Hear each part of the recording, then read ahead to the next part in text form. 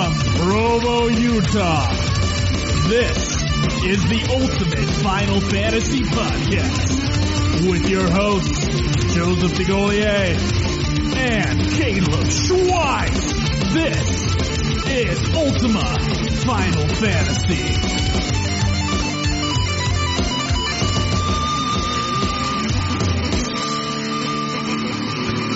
Welcome to another episode of, I almost said getting fat. You Ultima swine. Final Fantasy, the Ultimate Final Fantasy Podcast.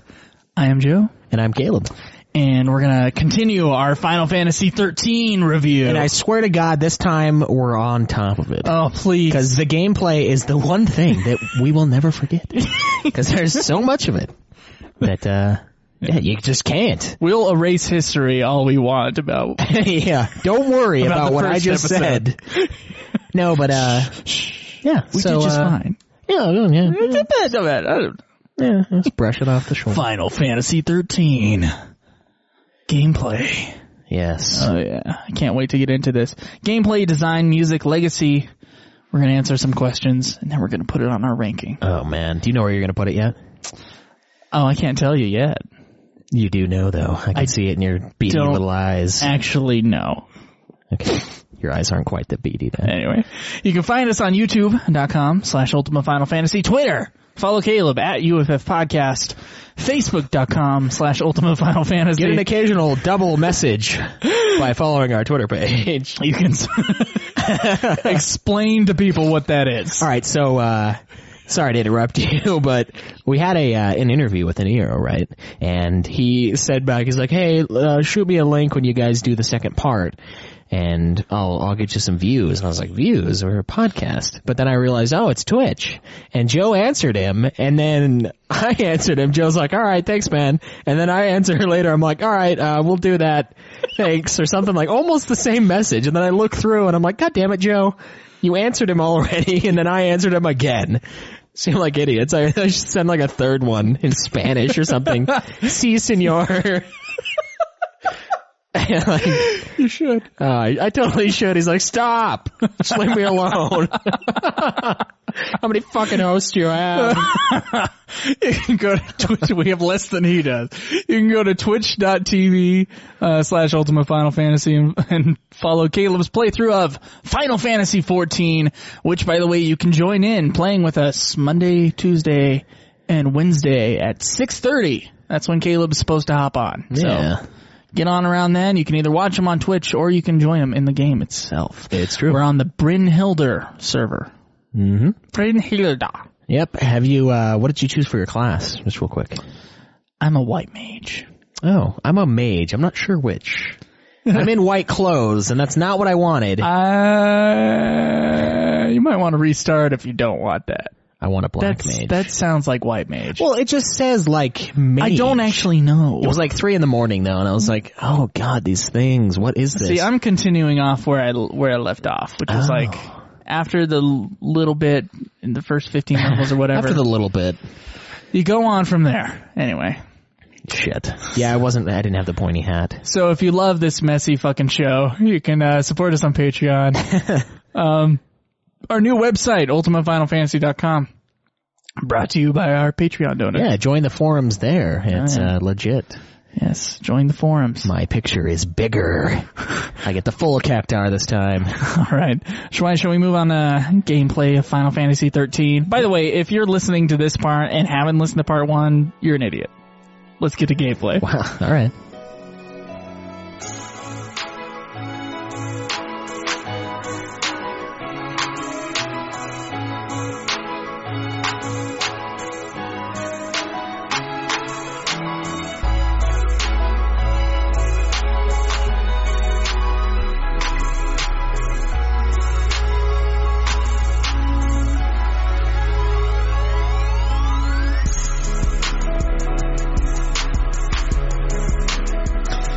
Alright, Schweiss, so gameplay in Final Fantasy XIII. Assuming you're not in the middle of a cutscene, talking about the rest of the game, when you walk around in a hallway. Oh, yes. And then you hit into a guy, and that'll bring you into a new battle screen. in which can you explain kind of like what the battle system entails? Okay, so you've got these characters, right? These people you walk around with, and they run into bad guys occasionally. And the cool thing about 13, and they kind of went along with what 12 brought with the open world, see the enemies in the field, kind of yada yada thing, which of course 11 had too, but 11's an MMO, and that's always what MMOs have, so not a surprise. It's kind of weird that we're going back into a menu after those two games. It is, yeah. Yeah, and then we went away with it in 14, we're going away with it in 15, so yeah, like 13's kind of out of place in between those. It kind of does feel that way games. a little bit. But yeah, so you 5 games. You see the enemy, you can approach them. A cool part about this one is you get preemptive strikes. If you sneak up on the bad guy, if you're like slow enough, or you just catch one that's retarded and doesn't see you, or whatever it may be, yeah, you get a preemptive strike, you hit them first, and then like the very next spell you'll hit them with will stagger them, which then allows you to deal massive damage. Kind of a mixture of 12 and I'd say 10 battle system wise. And I say 10 mostly because the cut to the random battle aspect of the open world feel, that end 13 is insanely fast. And 10 was as fast as you wanted it to be. 13 is way too fast sometimes. This game, with the paradigm shifts that I mentioned in part 1, basically you press L1 and then you select a list of pre-created paradigms which have different classes for each of your party members picked out. And you know, the classes are Commando for physical attack, Ravager for magic, Medic for healing, and let's see, Saboteur for debuffing, Synergist, and I think that's it, right? I think so. I think I did 6. Right. I don't know. If there's one more, I'm sorry. But you set those up, and this game has... There's like a certain way that each enemy will be staggered. Maybe not each enemy, but a certain type of enemies. Most are staggered one way, and then there's others that you kind of have to pay special attention to, like you have to debuff them before you start. Right, or you're never going to kill the whole them. Ravager and then Commando, whatever. Right. It mostly works that you stagger them with magic and you take them down with physical attacks. That's most of it. Right. And, you know, the strategy comes in when it's like, okay, the enemy hits you and it stops your movement and then you have to heal and then, you know, maybe you need some buffs on yourself or else you're not going to be able to take the onslaught while you're attacking him physically and all this other stuff. So that's where the switching between these paradigms, which are collections of each character has their own class or whatever. Right. I'm saying, that's where the strategy comes in, is like, okay, which paradigm do I need for right now? And then right now. And then there's kind of a pattern to each enemy, and the whole point is to figure that out. So it's different from all the other Final Fantasy games that came before it, because you're not necessarily, you can if you want, you're not necessarily selecting an action, but you're selecting a role. Right. It feels a lot less button mashy. I will say that above others. You can't just walk in and be like, all right, well, attack. Well, it depends on like how hard the enemies are. Yeah, in if you get super overpowered, you can, but even then, you won't 5-star the battles, which is another interesting thing they brought into the gameplay, a rating system. Now, I traditionally get pissed off by any sort of rating system in a game. Like when I'm trying to play Devil May Cry, I'm like, what do you mean I got an S on that mission? It was a 49-second mission. What does S stand for? It's like above an A. It's like super awesome. I don't even know. I was like, shit. No, yeah, I'm like, what are you talking about? I'm good. But no, like, there'd be a mission in one of those games that was literally less than a minute. I walk from one area to another area and it's like, mission complete, S ranking, God, yeah. I'm like, what is this shit? So it always feels really trivial to me. And I'm always, it's kind of a hit and miss. But with 13, the stars, they play a role. I mean, the better your ranking is for each battle, the better item drops you get, the better chance for certain things, and I don't know, it adds kind of a nice little flavor of difficulty, especially to some of the side missions. So, I mean, the faster you figure out how to stagger the enemy, the faster you'll finish the fight, and generally you'll get a 5-star or 4-star rating.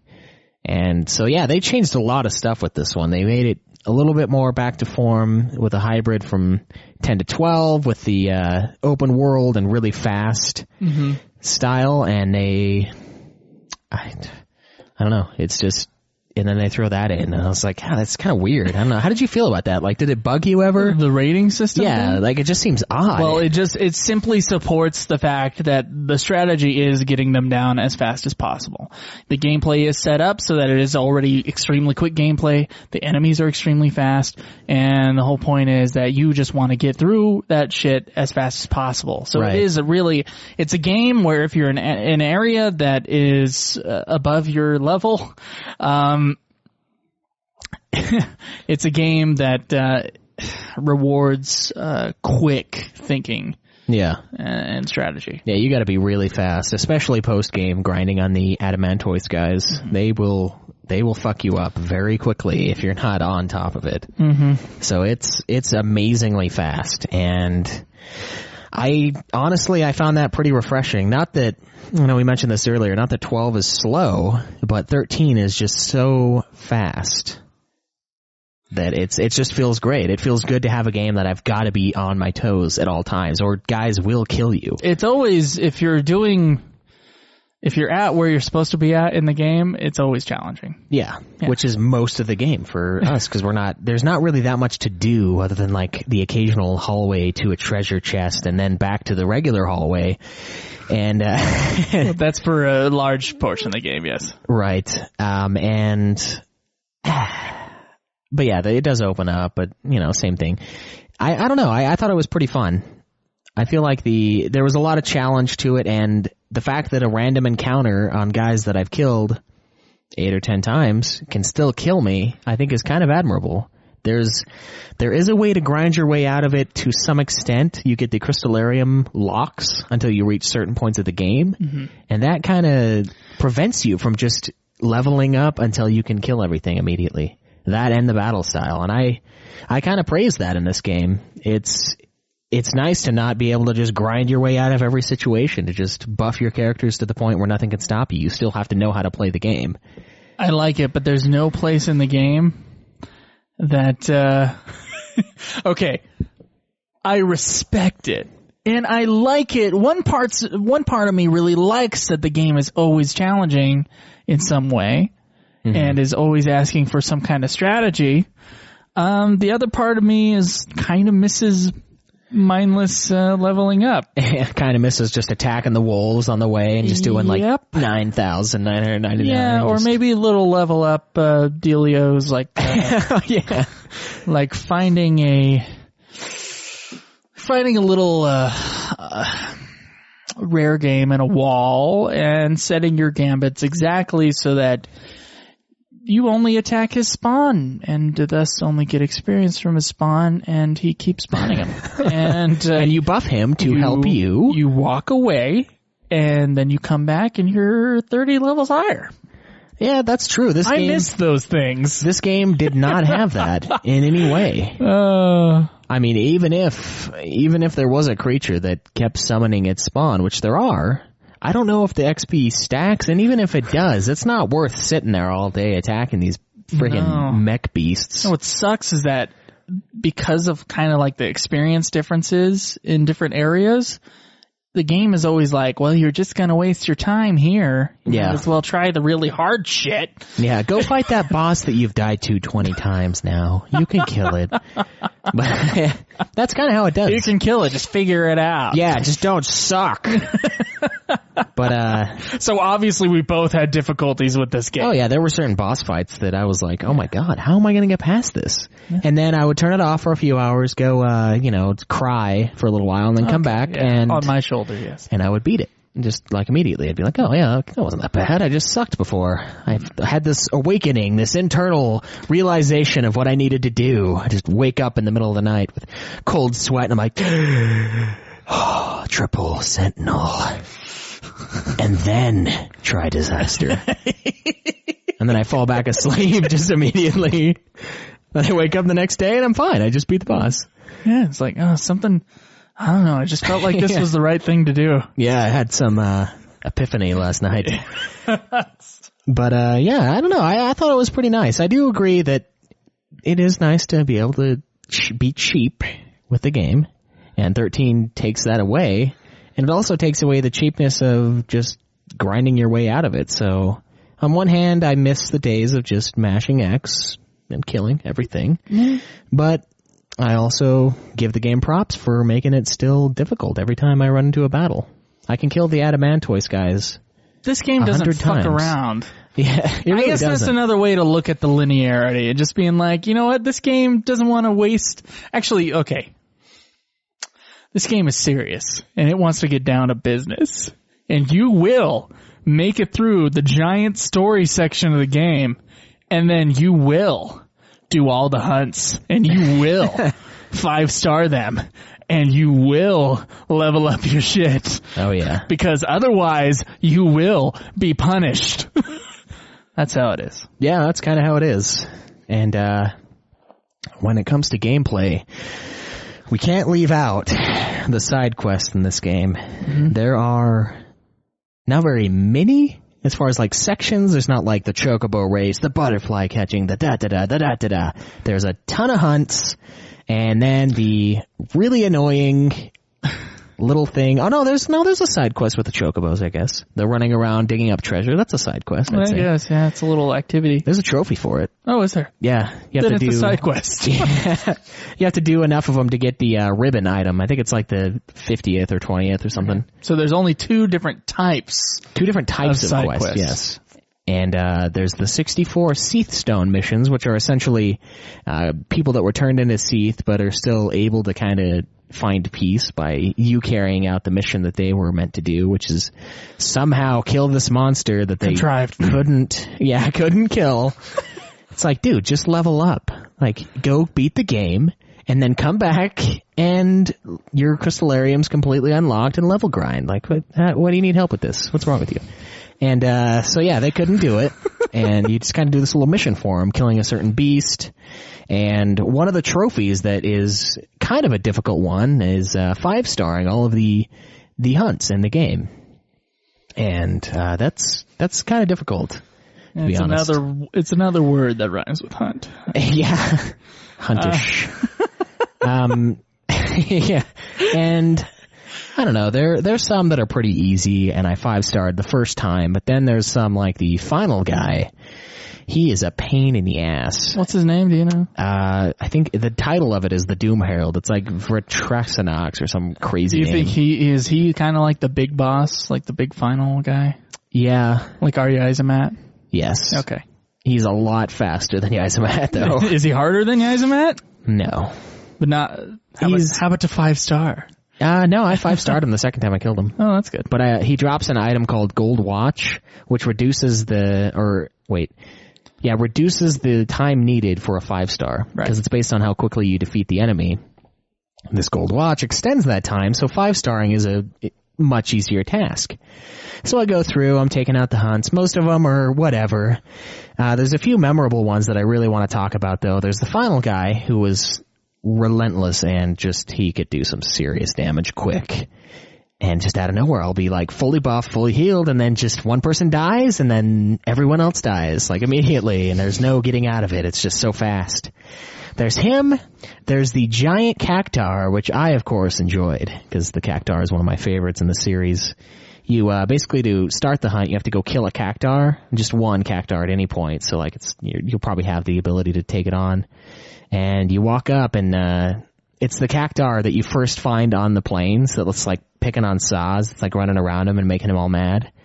But he like finds something and becomes this giant cactar, and he's like fucking with Saz again, really pissing him off. And yeah, you take him on, and he's pretty rough. He does 10,000 needles, so it does 10k. Oh! Yeah. Can you even handle that? Oh wait, yeah, it goes over 99, whatever. My max health was like 22,000. Woo! But if you go Sentinel, if you go triple Sentinels, it will decrease it to like 4,000. Oh. But I basically had to keep doing him until I got the random stagger bar, which is a set of items that'll give you the ability to bring him up to almost stagger, and then one more hit staggers him. I just kept doing that until I got it, and then I killed him like in 20 seconds or something. That's awesome. Yeah, he's a pain though. So that one was really cool. How do you compare the hunts in this one versus the hunts in 12? I don't know. I was a little less invested in the hunts this time, but I think it takes less to do them though. True. There's less accepting. And you don't have to kind of like figure out where it is. Not that we had to, because we had guides, but yeah, otherwise you would have to. But yeah, I don't know. It just I felt a little less connected to the side quest stories in this one. Like in 12, I'd be like, oh yeah, it was that guy and this to get this key. I remember that. In this one, I'm just like, sure, yeah, hunt, and he's 10 feet away, and I'll go, yeah, I'll kill him. I didn't read any of the memos. It totally just tells you where to go. Yeah. I didn't look at the freaking bestiary in this one. Like I obsessed over it in 12. I'm like, oh, there's a completion bar. I want to get it maxed. And this I was like, yeah, I'll just platinum it. That's enough. So I don't know, I felt a little more disconnected, but there were some that were really fun. And there's actually toneberries in this game. And I didn't realize this until I started doing all the hunts. You go up to one of the hunts and this like monster thing just flies out of the sky and is like circling around and looks all intimidating, and then this little toneberry like walks up to it, just stabs it with a knife, and it just kind of does the 13 death scene thing where it turns into black and then you fight a toneberry. Wow. It was cool. I kicked his ass, like it just destroyed him, but he was still pretty awesome, and I was like, wow, I didn't think that was part of this game. So I was pleasantly surprised with a toneberry in one of the hunts. Nice. And there's another one where there's 3, which is more difficult, but you still kind of slaughter them. Like, you just debuff them a little bit and hit them with some spells. Did you have fun doing the hunts? Yeah, I enjoyed it. It gave me kind of a little reason to be fighting. I did a good amount, and I liked the hunts, except when I didn't get 5 stars, which was often, and I was like, no! Well, it sucks because then you have to go... I only did like 30 hunts. You have to go all the way back to where it starts, accept the hunt again, and then go to where the hunt is at. That's horrible. Which is sometimes quite the walk, and I was not okay with that. I wish that they would allow you to retry after you see the stars. The star screen. Yeah. That's all I want. That would be nice. I mean, I kind of got to the point where I was like, well, I'm kind of slow this time, so I'm going to restart just to make sure I don't have to walk back. But how many times did I do that when I was actually going to 5-star it? I'll never know. So that would have been nice. Let's see, the other side quest, like we talked about, just the running around on the chocobo, digging up items. Mm-hmm. You know, you can get some pretty dank shit going around and picking it up. Sometimes you'll get the gold nuggets, which you can sell for $60K. Sometimes plush chocobo dolls and all this random shit that you can sell. It's a decent way to earn money, and you don't have to fight. So do we both agree that there's a nice, good, fast-paced, strategic gameplay here? Oh, yeah. Okay. This game is full of that. And there's lots of hunts for you to explore. There's not too many. There's only one other side quest, which I guess is the chocobo thing. Which is kind of on Final Fantasy, especially compared to 11 and 12, the games before it. There's not much to do. Yeah. In comparison, there is a lot of hunts. Oh yeah. So I guess there is a lot to do, but it's not very. There's not a lot of variety there. No. How do you feel about the level? I think the last aspect of gameplay is the Crystarium. What is the Crystarium? How do you feel about it? It's essentially the method that you use to level up in this game. You get CP from every battle you fight. The amount of CP is dependent on the enemies and the star rating you get. And is it based on the stars? I think it is. I feel like I got less when I 4-starred in Animantois. I may be... He may be Achu. Yeah, I may be... oh, hey, easy. Don't be calling me that. What? No, it called me Achu. Look, man. All right, so... that took me like 12. Okay. All right, anyway, back to the thing. I feel like it does, but I don't know. I might have just been disappointed in myself to the point where I was like, I don't need it. But yeah, the Crystallarium is very similar to the Sphere Grid, I would say. Less sadistic by far. Sphere Grid from Final Fantasy X. Final Fantasy X, yes. It's pretty similar to the leveling up in that you get a certain path that your character takes, and you just kind of follow it, and eventually you can all learn all the roles and get a ton of different abilities, but not every ability. Not everybody gets every ability, which is kind of nice and kind of something I complained about in 10 and also complained about in 12. But at the same time, it does force you to use certain characters at certain parts of the game. Like when I was farming, when I was farming Adamantoise, having death with Vanille was key. I mean, even if I wasn't doing the death spam to kill him mode, I would still cast death and it would do 180,000 damage. And I'm like, yeah, I want that. I'm going to do that. So I'd use her for that. I think Lightning's Army of One ability is like amazing. And it looks amazing. I never got it. Really? It looks amazing, yeah. It's pretty sweet. It does a lot, and it staggers the hell out of them. Like if you stagger somebody and then use it, it's almost max every time. Nice. So, yeah, it's good against bosses. And so it was a lot of fun that way with the Crystallarium. It kind of brought the best of both worlds with your characters still matter. They're not all just clones, just puppets that you throw whatever you want on them and they just become all the same character with a different skin, kind of like how 12 was. And that has its merits, but it's good to have a need for a character in a party. And that's something that 13, I think, delivers a little better than some of the others. Mm-hmm. Oh, man, there was something else I wanted to talk about with gameplay. Guild, maybe?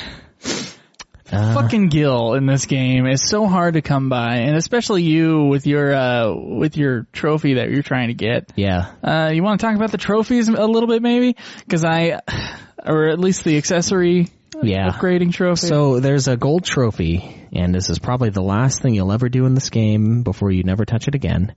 And you have to upgrade you have to hold every weapon and equipment piece, which seems, like, oh yeah, that's going to be a little bit of work, but no, it's a lot. That means you have to upgrade every single tier 1 weapon to the tier 2 phase. Every one of those at least once. And then you have to upgrade one of those tier 2 to the tier 3, which costs a trap, which is like trapezohedron, whatever the hell. I don't even know what it's called. Trapsahedron. I have no idea. Trapsahedron. We'll call it that. And those are either a cost of 2 million gil, which is disgusting. A lot of gil in this game. Or takes a long time. It does. Or killing one of the adamant tortoise guys that has 15.6 million HP or something like that. And you'll have I think it's a 5 or 10% drop to get one of those. And these are not easy fights. This is work, like just intense battling to get these things. And you only get gil by selling shit or finding it in a treasure chest. Yeah, that's it. You do not get gil at the end of battles like you do in other Final Fantasy games. Nope, you just get items and you have to sell those. That requirement for that trophy is disgusting. Oh, it is. I think that was that gold trophy probably cost me about 30 hours of my life. Oh. And the thing is after a day and a little bit. I know. It's a day and almost a work day. But the thing is even in addition to those, there were certain items that required the dark matter item, which I think I needed 6 of those to complete everything. And those are 800-something thousand gil a piece too. And they drop from a smaller little Sheolong Gooey is the guy's name. And they don't have as much HP, but they also spam their moves, so I was dying to them. I mean, I'm talking like post-game. This is like, I need 3 of these and I'm done with this game. And I'm still losing to these things. Because they'll hit you with a move, it's like Bay, and it'll debuff you, and then they'll hit you with Ultima, which if you have under 10,000 and you're debuffed, will kill you. Every time. So they'll like spam that, hit me with Ultima, and then sometimes they'll stomp their feet right after that too. So I've got to like switch to Sentinel really fast. Switch it quick! Yeah, switch in, heal one more time, and then switch back into Sentinel before his foot drops or I'm dead. Like some crazy stuff. And man, that's crazy shit. Yeah.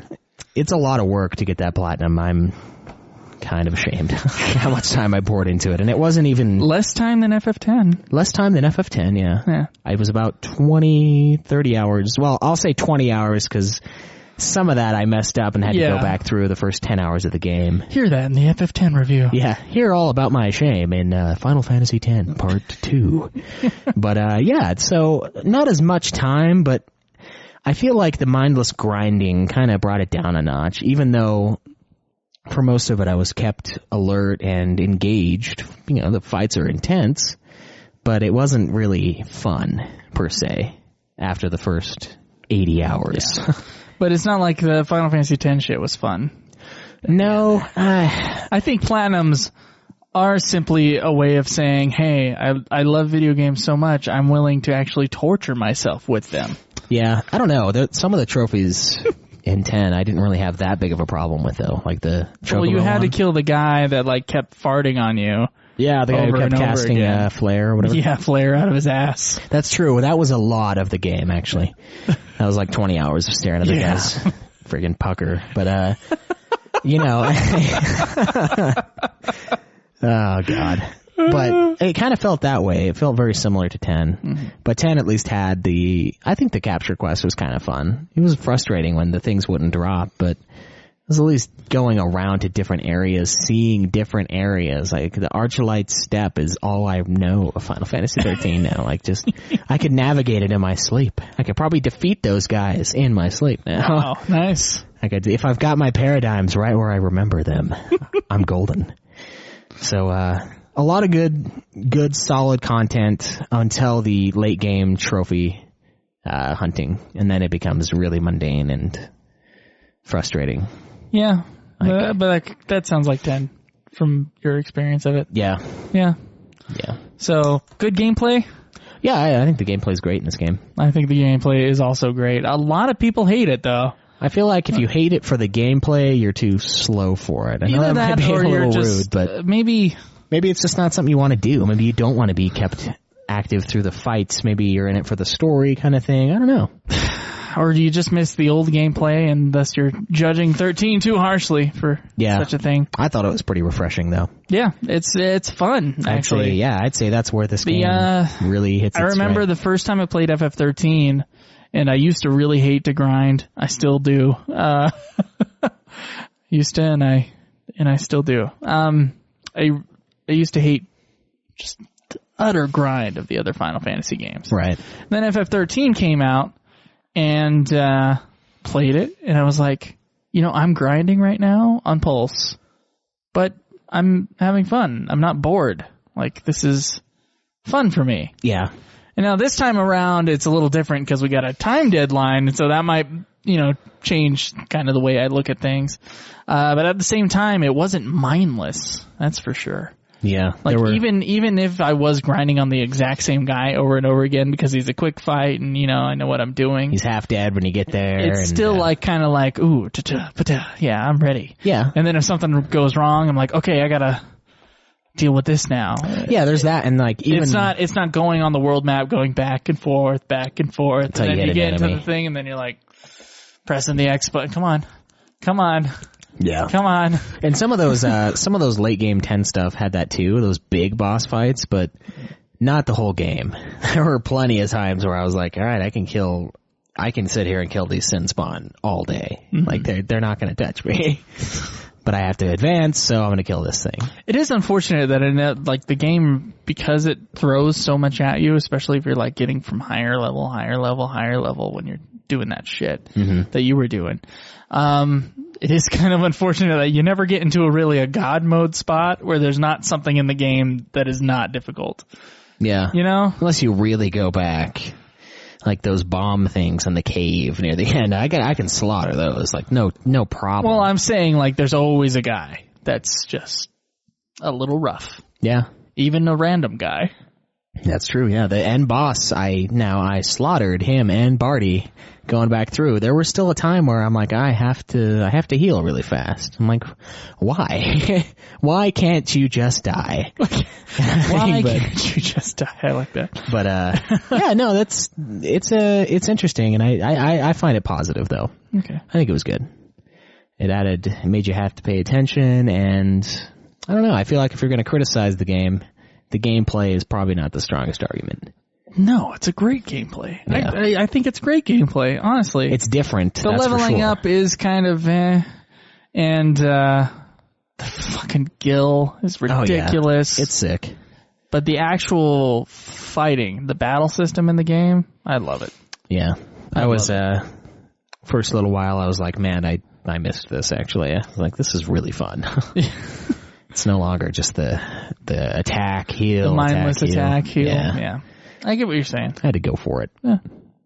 So, Better or worse than 12's gameplay? I know you love 12's gameplay. Oh, you got to do this. I don't know. I just want you to kill a baby. Oh, Jesus. We'll talk about that on the show. Like what I do on my own time. A little bit better, I'd say. I really like 12, but oh man, I like the side quests more in 12. I think they're better. I think they're more fun. But 13's gameplay overall, I think, beats it out. They say it takes, we just had a comment earlier that said it took away the strategy from the game by having the auto battle function instead of like selecting abilities manually. That's not true. But no, the strategy is there. It's just a different strategy. Well, even then, though, there's a kind of strategy, and sometimes you do need to go into the abilities section and do something specific. If I'm debuffing late game, and I have that's what I wanted to talk about, the auto battle. If I'm debuffing and I just throw on the auto debuff on a leg on an Adamantoise, because you need to debuff them and then attack them to kill them faster. If I have D-Shell, it'll have 6 different D-Shells, and if I D-Shell them, my character will keep casting D-Shell on them over and over and over again. So it doesn't take away from it. If anything, it makes me have to pay attention, and I'm like, oh, I'm casting the same thing that he already has. You press back and be like, oh, stop that, and then do the next thing. Yeah, although one thing I will complain about, there's another thing I forgot to bitch about. With that, when I undo, so like if you get a certain amount of debuffs on a leg, it'll auto adjust to attack the other leg because that one's got 3 debuffs and this one doesn't have any. And then I'll do that and I'll back out and move it over to the other leg, but then my party attacks the leg that doesn't have the debuffs, and it really pisses me off. So that's a downside to it. But the nice thing about it though is the AI will. The characters have their own. They want to do what they want. No, they need to bend to my will. Another thing is doing the 2 commandos, and then one guy will just attack a different guy. Yeah, and you're like, what the whoever. fuck? Yep. And I'm like, commandos do the damage. Do my bidding. Listen to me, you fuck. But there's that. But they will adjust their spell. So if they do D-Shell, they will change it from D-Shell. They won't just keep casting the same thing over and over again. The AI. Yeah, the AI. My guy will do exactly what I set it up to do. And another thing that's frustrating with the gameplay is the fact that they group up. Like this, to me, on some of those really tough fights, I would get so mad at. I've got a sentinel, right? A person that's designed to take hits and to draw the aggro from the enemy to them to take those hits. Now, that's great. That's fantastic. They've got abilities to entrench themselves, take hardly any damage, but when they do it and my characters are fucking standing right next to them and they hit them with an AoE attack, area of effect, does damage in a certain area? Yeah, a parameter of around the spell. They're all grouped up around the fucking sentinel, and I'm like, get the fuck away from the fucking tank. They're getting hit with it. And you have no way to control them. No, I don't. I'm like, God damn it, if I could just move a little bit, a little fucking bit, I could get away from that Eroga spell that's destroying me. That was infuriating. I hear that fixed that in 10.2 or 13.2 though, so I'm excited for that. I heard in 13.2 like your first paradigm shift is always like kind of slow. Yeah. Mm-hmm. I guess they fixed that. It's nice. Like a really quick paradigm shift. Did you catch the little paradigm strat where right as you cast your last ability, if you switch it, you get like a fresh list? You told me that, and I never exploited it. Really? Yeah. Oh, I exploited the hell out of it, dude. I'm sure you did. I had to with the Adamant guys. I just like go into the cure one really fast, do one cure, and then slam into the thing. But even with those super annoying moments, I think it's great gameplay. Yeah. It's just a few times that I want to. It's fun. It's strategic. It is not like the games before it. I know that's a huge complaint, but it doesn't have to be. No, it's a refreshing take. Yeah. 15's not like the games before it either, and most people are excited for that. Yeah. So hopefully. Yeah. We don't want it to stop there. Some aren't. True. There are those. So gameplay equals good. Gameplay equals good, yes. All right, let's talk about the design of the game. Ooh, yeah.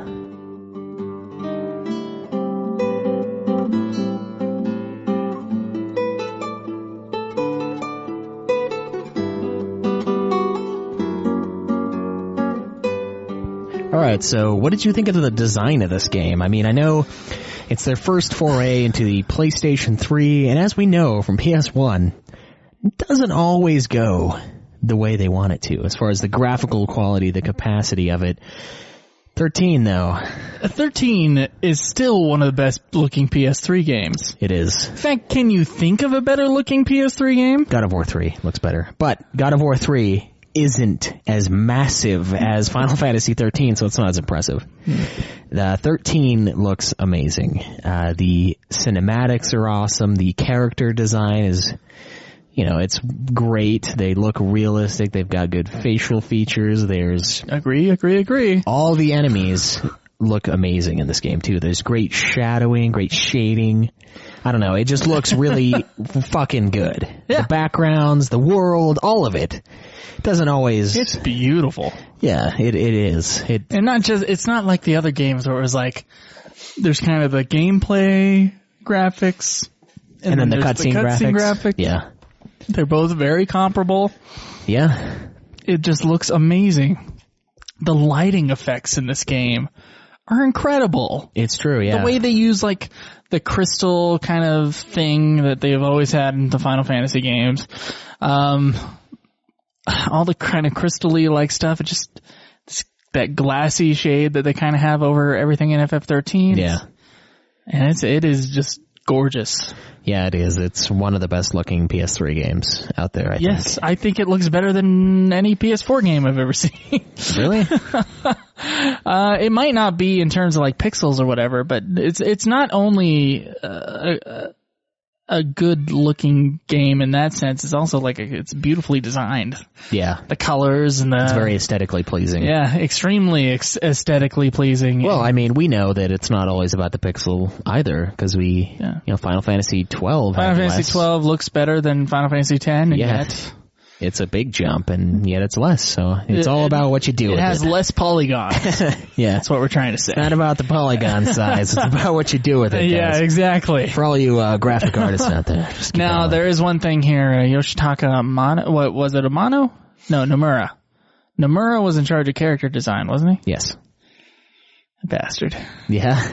Yeah. Got a vendetta against Nomura now. Huh? Actually, you know what? They're more mild in this. I think the character design is not quite as zany as they were in Final Fantasy X. That's for sure. And there's no vest. There's no 12 vest? There's no Vaughn vest. True. That is the one thing that I'm just like gross looking. You're atrocious. There's nothing like that, ski cap and trench coat, and with lightning it's whatever the fuck she's wearing, but it's not like crazy. Yeah, no, it doesn't stand out to the point where it's like jarringly odd. I guess there is Vanille and Fang, but from a different time. Yeah, I mean, it makes sense, and their outfit isn't that ridiculous to the point where, I don't know. It's kind of ridiculous, but it's not as noticeable as it is in FF X. Yeah, I don't think so either.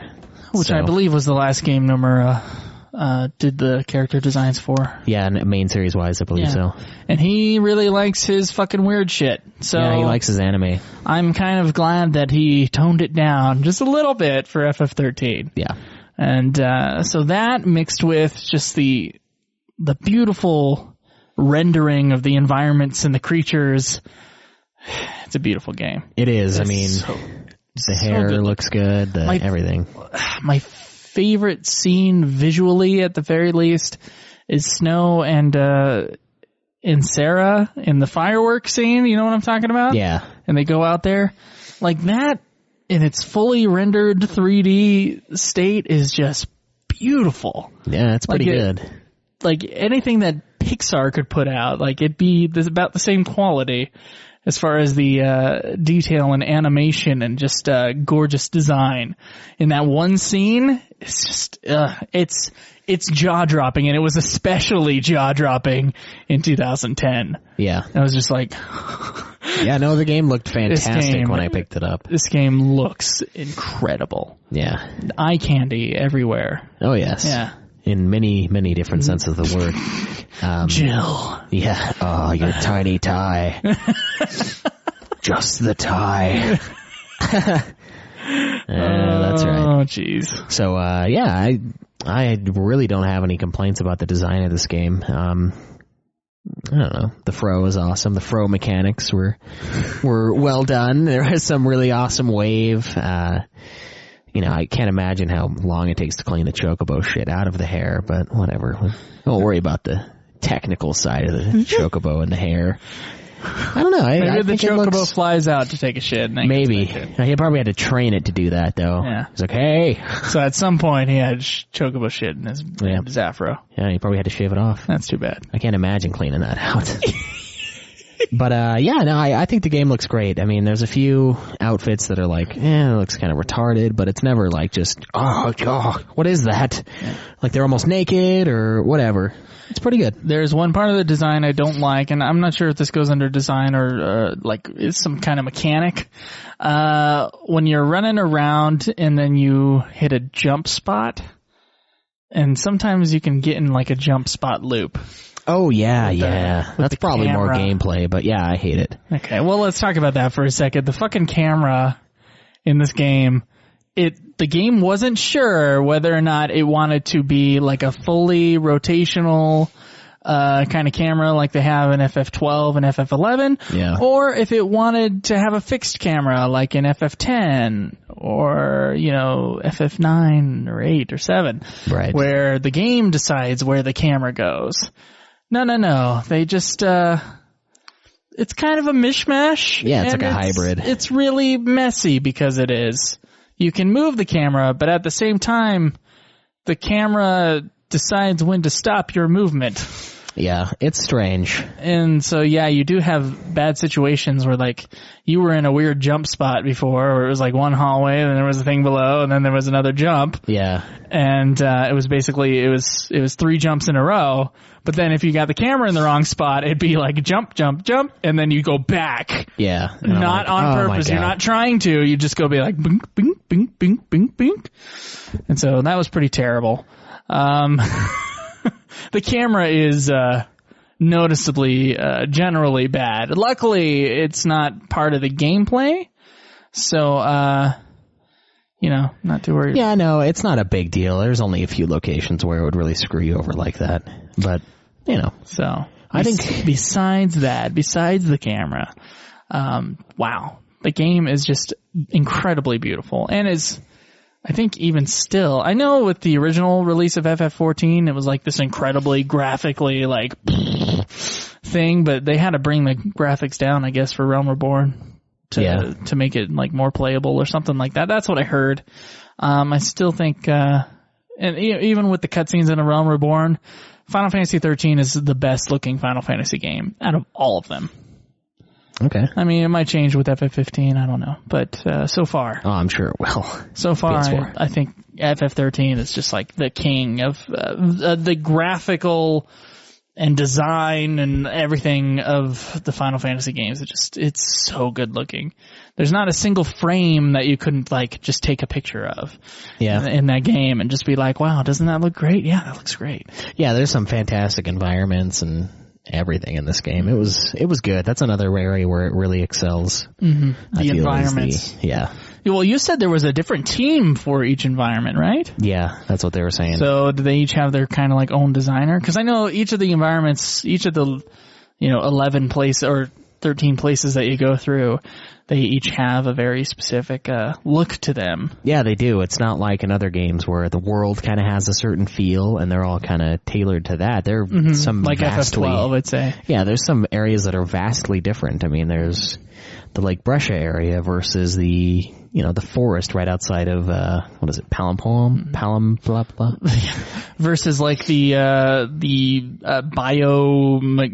zoo thing that they have going on. Oh, yeah, there's just so many different areas. There's Grand Pulse, and then there's the weird thing on the way to Orphan, and there's the white hallway of death. Yeah. It's just, oh man, it's a good looking game. It really is. It's a damn good looking game. The cutscenes are good looking too. It's just like, wow. Thankfully, because there's a lot of them. I'd be glad for them to not look good. Oh, they look like shit. Yeah. And just, it's certainly a place where all the Final Fantasy games have kind of excelled since like Final Fantasy VI. They've all kind of been the epitome of whatever system not the epitome, but the pinnacle of whatever system that they're on. Yeah. Yeah. Except for 7, but, you know, they worked on 7 that. was at the beginning of it, so it kind of was. It set the stage. Yeah, it did. Yeah, it did. But it didn't, I don't think it pushed it nearly as much as 13, which is very impressive considering it is their first foray into the PS3. So you said earlier they had technical challenges with this? They wanted to... With the shops? Oh, yeah, they said they had, like, a limitation and they couldn't create shops in-game to match the graphical quality of the rest of the game, so they weren't comfortable putting them in. Oh, so graphics #1 priority for Square Enix. Yeah, that's kind of how it is. That's honestly... And you know what? They definitely... we ask for graphics and they give it to us. They do, yeah, they're very good at that. So I'm not too broken up about the shops. I didn't find it, like... you know, jarring or anything to have to shop from the save point. I'm just like, whatever, it saves time. I don't have to walk into this shitty town to buy their wares. I can just buy it on the market, you know? Mm-hmm. So I was okay with that. But yeah, that is something that they've voiced concern about, so they just chopped it. They're like, alright, well, screw it, we don't need it. Yeah, can you imagine where the shops would be on Grand Pulse? Like, who's going to be running that? I don't know. At that point, they would have had to rewrite the whole thing where, like, the people aren't there. Yeah, or at least a few people. Or like there's a Fal C that's like, well, give me what you want, I guess. Yeah. It's like, I'm the mercantile Fal C. The mercantile? Mercantile, yeah. Mercantile. I know it is mercantile, but I think merkin like and America? then tile as no, I think merkin as in merkin. The pubic wig? Oh, what are you talking about? I want people to just go look it up. That was my dream. Beautiful design. Beautiful. Oh, yeah, the game. It's like Merkins. I don't know. I mean, they can look good, I guess, but... I have no idea. I haven't encountered that yet. Not that I know of. Oh, my God. That's a good point. What if we didn't know? Oh, shit. All right. Let's talk about the music, shall we? Yeah.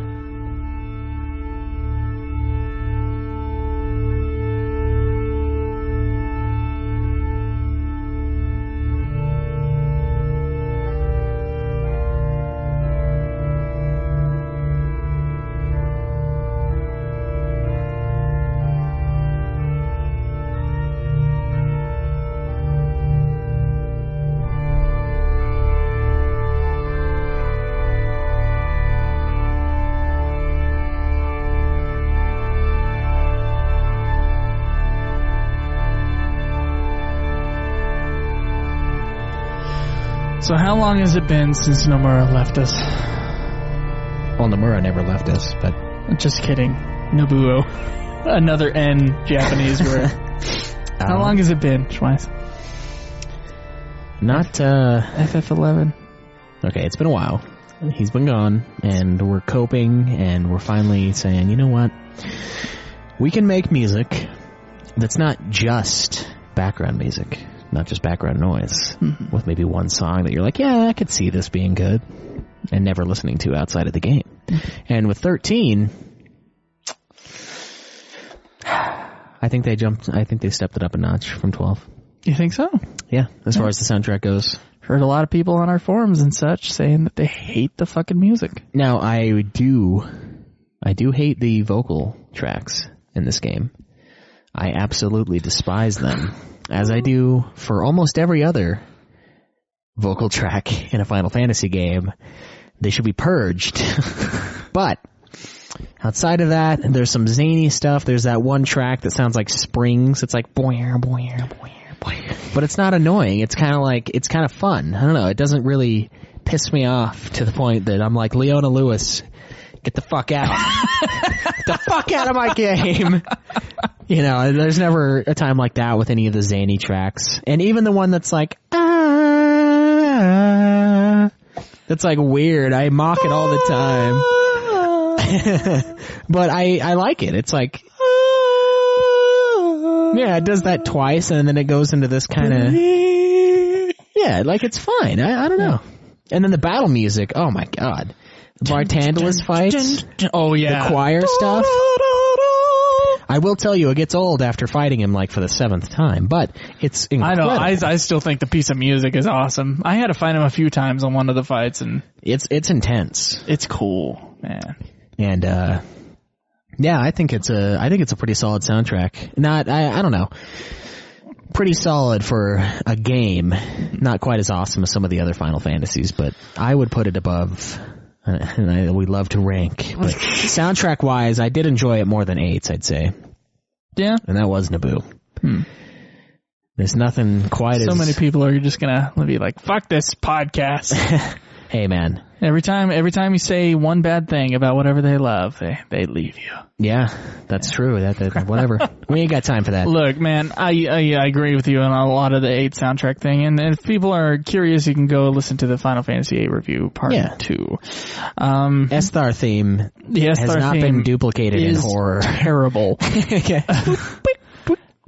The music in Final Fantasy XII, they're always trying to have some kind of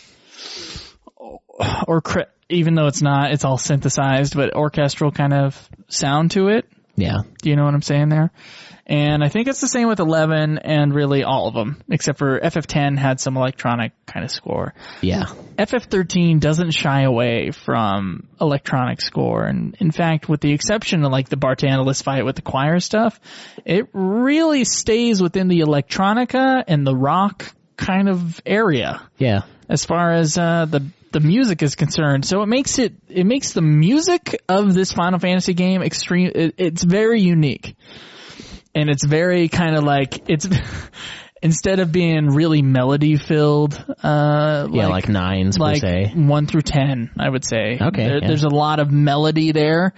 Or with FF XII where it's atmospheric. It's atmospheric. There is melody there, but it is atmospheric. This one is like beat filled.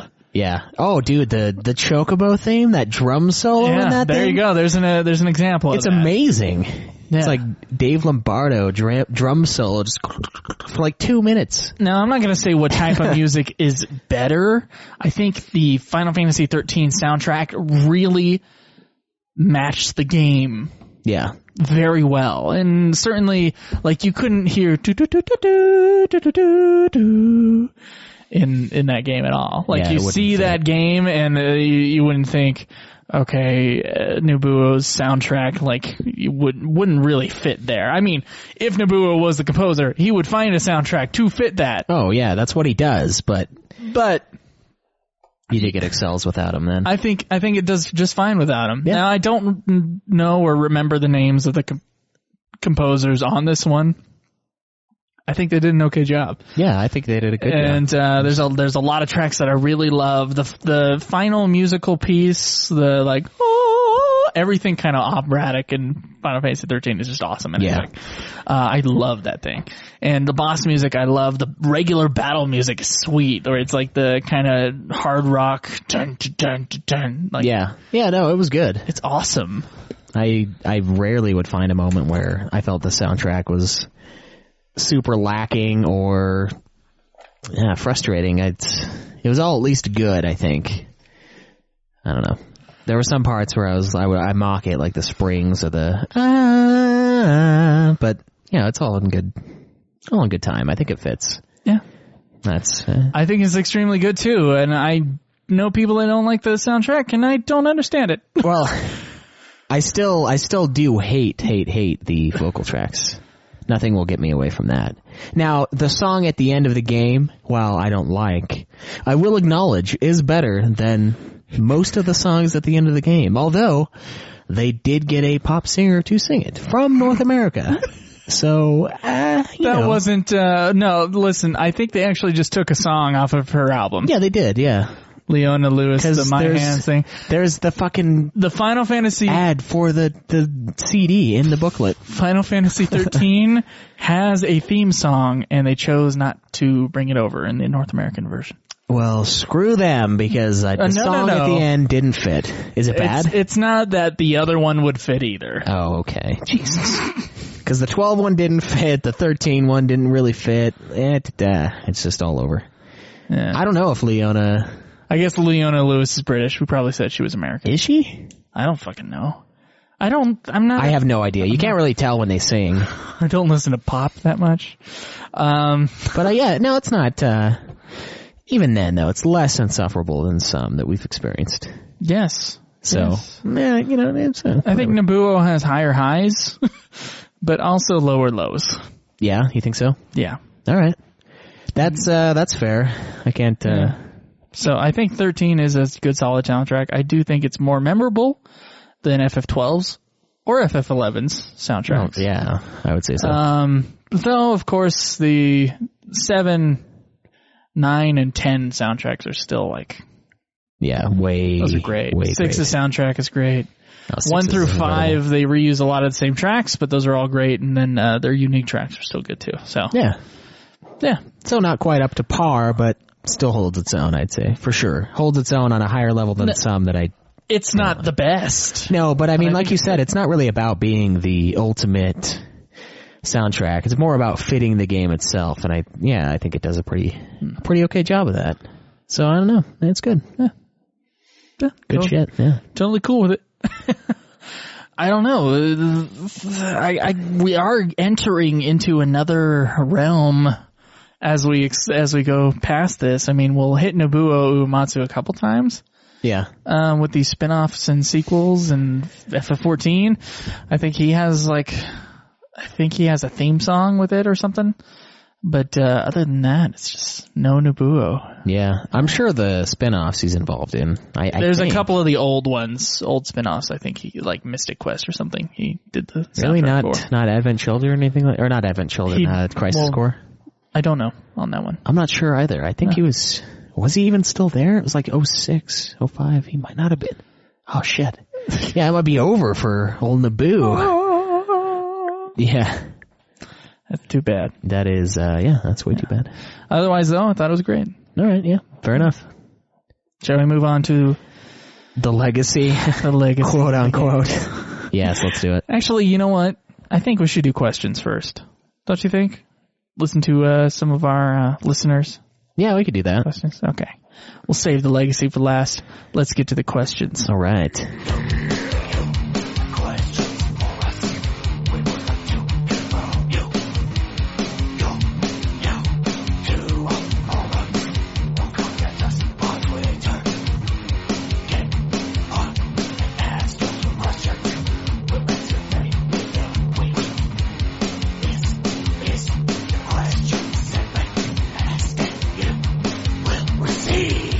Alright, so our first question comes here from Shinru.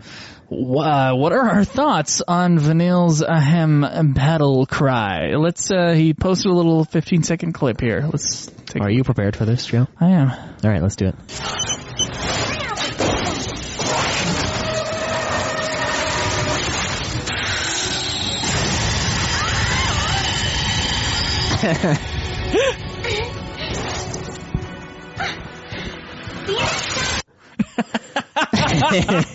It's so amazing. Sounds like Kayla's mom. Yeah. Oh, that's sick, dude. See you next time. Yeah. And I'm like, yes, ma'am. And then I leave. Nice. So he says he's never really used Eidolons unless he really needed to. And imagine his surprise when he had the volume extremely loud and this happened. People in the other rooms asked what I was watching. LOL. Yes, it's very strange. Yes. It is very odd, and I think the voice actress, she did say something about this being a very strange game to record for. She was talking about how she was like doing, there's a scene where they're like digging or something like that, and that like she had to make like sounds. Yeah. Just the super high pitched shit with the, I don't know, it's funny. It's funny. Like, it is. You are grunt. Yeah. I found it celebratory. I enjoyed. Mm-hmm. And what are our thoughts on Lightning showing Fang her boobs? Oh, wow. What is this?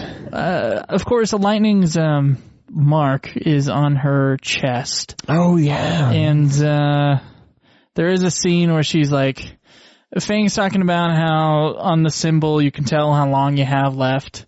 And you, of course, have to look at the symbol, and Lightning's is on her chest, and Lightning's looking down through a shirt, and then Fang's like, nah, let me see it. And then... Why don't you remember that? I gotta see this again. Oh, it's 2.5 minutes long? Yeah, want to know how long until it's Seath City? Just look at your brand. you start getting more arrows. So And then she's got her finally back an eye. turned. She Oh, zips my something God. down. She looks down. Once it opens all the way, you're done. Let's have a look. Don't be shy. Okay. Nowhere near. Yep. Yeah. Nice. I think it's strictly not sexual, but whatever. No, it isn't at all. But we know how Fang is. So All right. Let's take a look at the other ones. ooh, Yeah. there aren't All others. right. No others. What are you talking about? Yeah, dude, it's just this one. Oh, okay. Yeah, look, there's the review, the question. That's it. They let us No. know. I got it right there. No, go back. Fucking right there. Oh, your. All right. Ah, this is there I we thought go. you guys let us down. I was like, what the fuck, man? What do we not have any listeners anymore? Like, that a Nero, he's dirty. All right. Krinital asks, what's your favorite place in the game? Grand Pulse. It's very open and non-hallway. Oh, And I think it's gorgeous. I like Orphan's Cradle. Oh, that area is really cool too. That place is awesome looking. What did you struggle with most? Oh, wow. Alcoholism? No. What did I struggle with most? Fucking, when I was doing, I'll talk about it now. The accessories thing. Now, Caleb, as you heard, was the one to platinum the game, and I did not do quite as much stuff as he did in the game. And, many of you know this, many of you guys only listen to the review episodes, so I'll tell you the story now. Once upon a time, Joe looked up the trophies, the trophy list, and he was looking up a trophy guide, and he simply saw the Lore Master trophy and that I had to, upgrade all my weapons. Right. And I said, okay. And so I got up a list on how to upgrade all the weapons, and I started to work on it. I had gotten to Grand Pulse, and I was underleveled to fight the final boss because I rushed through it. And I was like, okay, I'll just do this now. I'll do my thing, and I'll level up this stuff. Now, you have to sell off certain items in order to get Gil. Right. Gil's hard to come by. Yeah, Gil is extremely hard to come by because the creatures don't drop it like they do in other FF games. Mm-hmm. And I don't want to talk about this. It's very hard for him. I noticed that a quick way to make money would be to simply optimize my defensive equipment, my accessories, and just sell off the rest. Okay. Yeah, considering all I had to do was upgrade my weapons, correct? Yeah, sure. We'll go with that, yeah. And so I upgraded all of Lightning's weapons up to their second tier. And then I started moving on to the next guys, and that's when I decided to just sell off the equipment because I didn't feel like, at the moment, I did not feel like upgrading I didn't feel like going and killing a bunch of creatures in order to get all the stuff that I was able to sell before. Right. With the components that you're supposed to sell off. So I did just that. I sold off my accessories. And, I thought it was just fine. I saved the game, went to sleep. Next day, I go to school, and the class I have has some computers in it, and I got to school like 45 minutes early or whatever the fuck. And so I was just browsing online, and I'm like, okay, I'm getting near the part where I have to really go after these trophies. Right. And so I look at a guide again, and I see that it says the Lore Master trophy is the one that takes the longest, which is something I heard before. I just assumed, still takes the longest anyway. Right. I look at it, and then I see that it's got it's got a few paragraphs, and I start reading. And what I realize is that it's more than just upgrading weapons. It's also upgrading all the accessories. up to their full potential. So then the panic hit of, is there anything missable? So, well, actually, that panic hadn't hit yet, but I was like, oh no, what have I done? Because I have to like buy them again. I have to buy them again. That's what I thought first. And then on the post on the page, it says, make sure you do not sell any of the elemental rings. Right, the aqua ring is the one. Especially the aqua ring. Because you only have, 2 more chances to get the aqua ring. And they were both in like treasure chests. Yep. That I have no idea if I had opened a treasure chest with the aqua ring in it. Or it was like you could find the Riptide ring and then, rip it apart or whatever. Yeah, and then get the aqua ring from that. Mm-hmm. That was another way of doing that.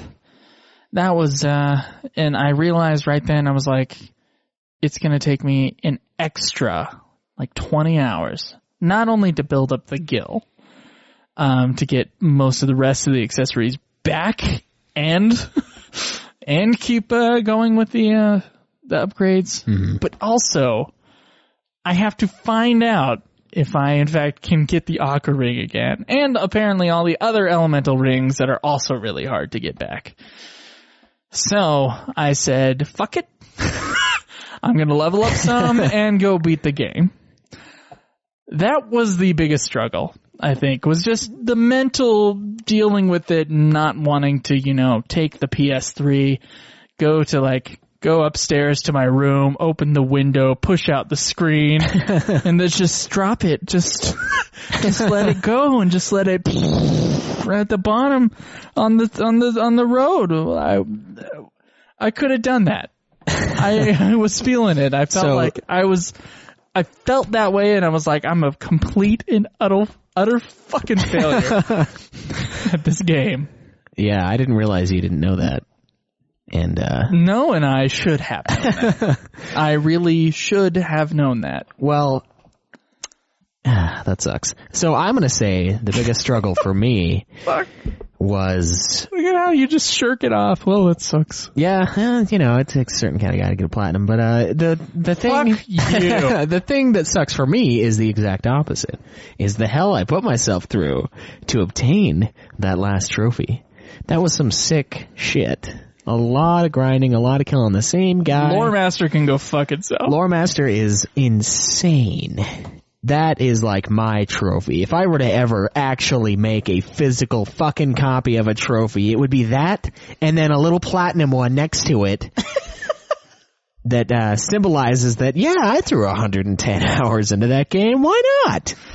It was crazy, especially because some of the components I had to use on the items were 800,000 gil to make Super Ribbon. I had to level it up, and then so I had to spend money to level the fucker up, and then I had to spend money to make it into Super Ribbon. And I'm not talking a little bit of money. I'm talking either 800,000 gil, or I get a 5% chance off of these little bastards that are roaming the plane. So it was rough. But I cannot even imagine how much rage would have filled me if that trophy wouldn't have popped after I filled out my list. I was getting scared too. I was like, I don't know what I'm going to do. I'm going to go... Like, what if there was something I missed? Yeah, what if I accidentally checked one that I didn't quite make yet? I don't know which fucking one it is. Like, I would have no idea. Because you sold it. Yeah. Oh. I sold it for one, because after I upgraded them, the guide says, yeah, go ahead and sell them so you can use the gil, which is a great way to do it once you've done the upgrades, not before. And I was like, I'm just gonna destroy something. Like, just kick my walls down, rip off my 9-foot doors that we see behind us here, and just break them over my knee. But thankfully, I went and got the final upgrade, went and talked to the little Bhakti, the robot guy, and the trophy dropped, so. Congratulations. Yeah, thank you. I don't know how I feel about it. Like, kind of ashamed, kind of proud. What's your favorite character?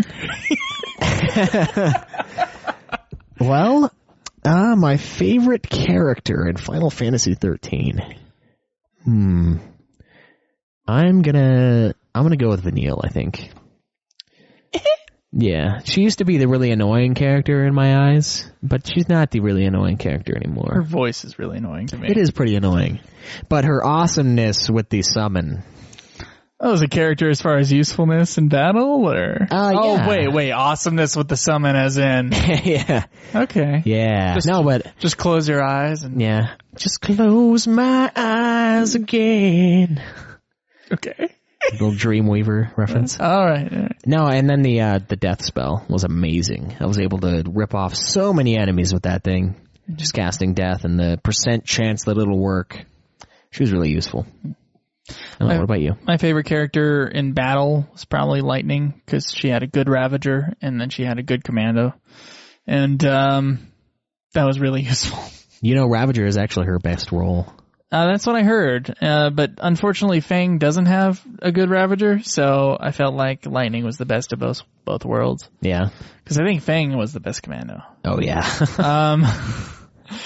As far as within the story, I actually... Everybody fucking hates him. Is it Snow? It is Snow. Yeah. Because I love Snow's positivity for everything. It's refreshing, and it's something that I do not share because, I do have a podcast on video games, and thus I am an extreme pessimist when Yeah. just about everything. Would you say pessimist or would you say a cynic? Because I know, I know I'm a cynic. I'm not really pessimistic. I'm just realistic. I'm a cynic. And it is nice to see the complete opposite of that. Yeah, and he's kind of right. Like some of the things he wanted to do, like he does say Sarah a lot, and that gets on my nerves. Yes, he does say Sarah a lot. But I feel like Lightning is just unapproachable as a character. I don't know. Yeah, I still think Snow. Oh yeah, she was moody as hell. My least favorite character, which is what it's asking now, is probably Hope. Not that I hate Hope or anything like that.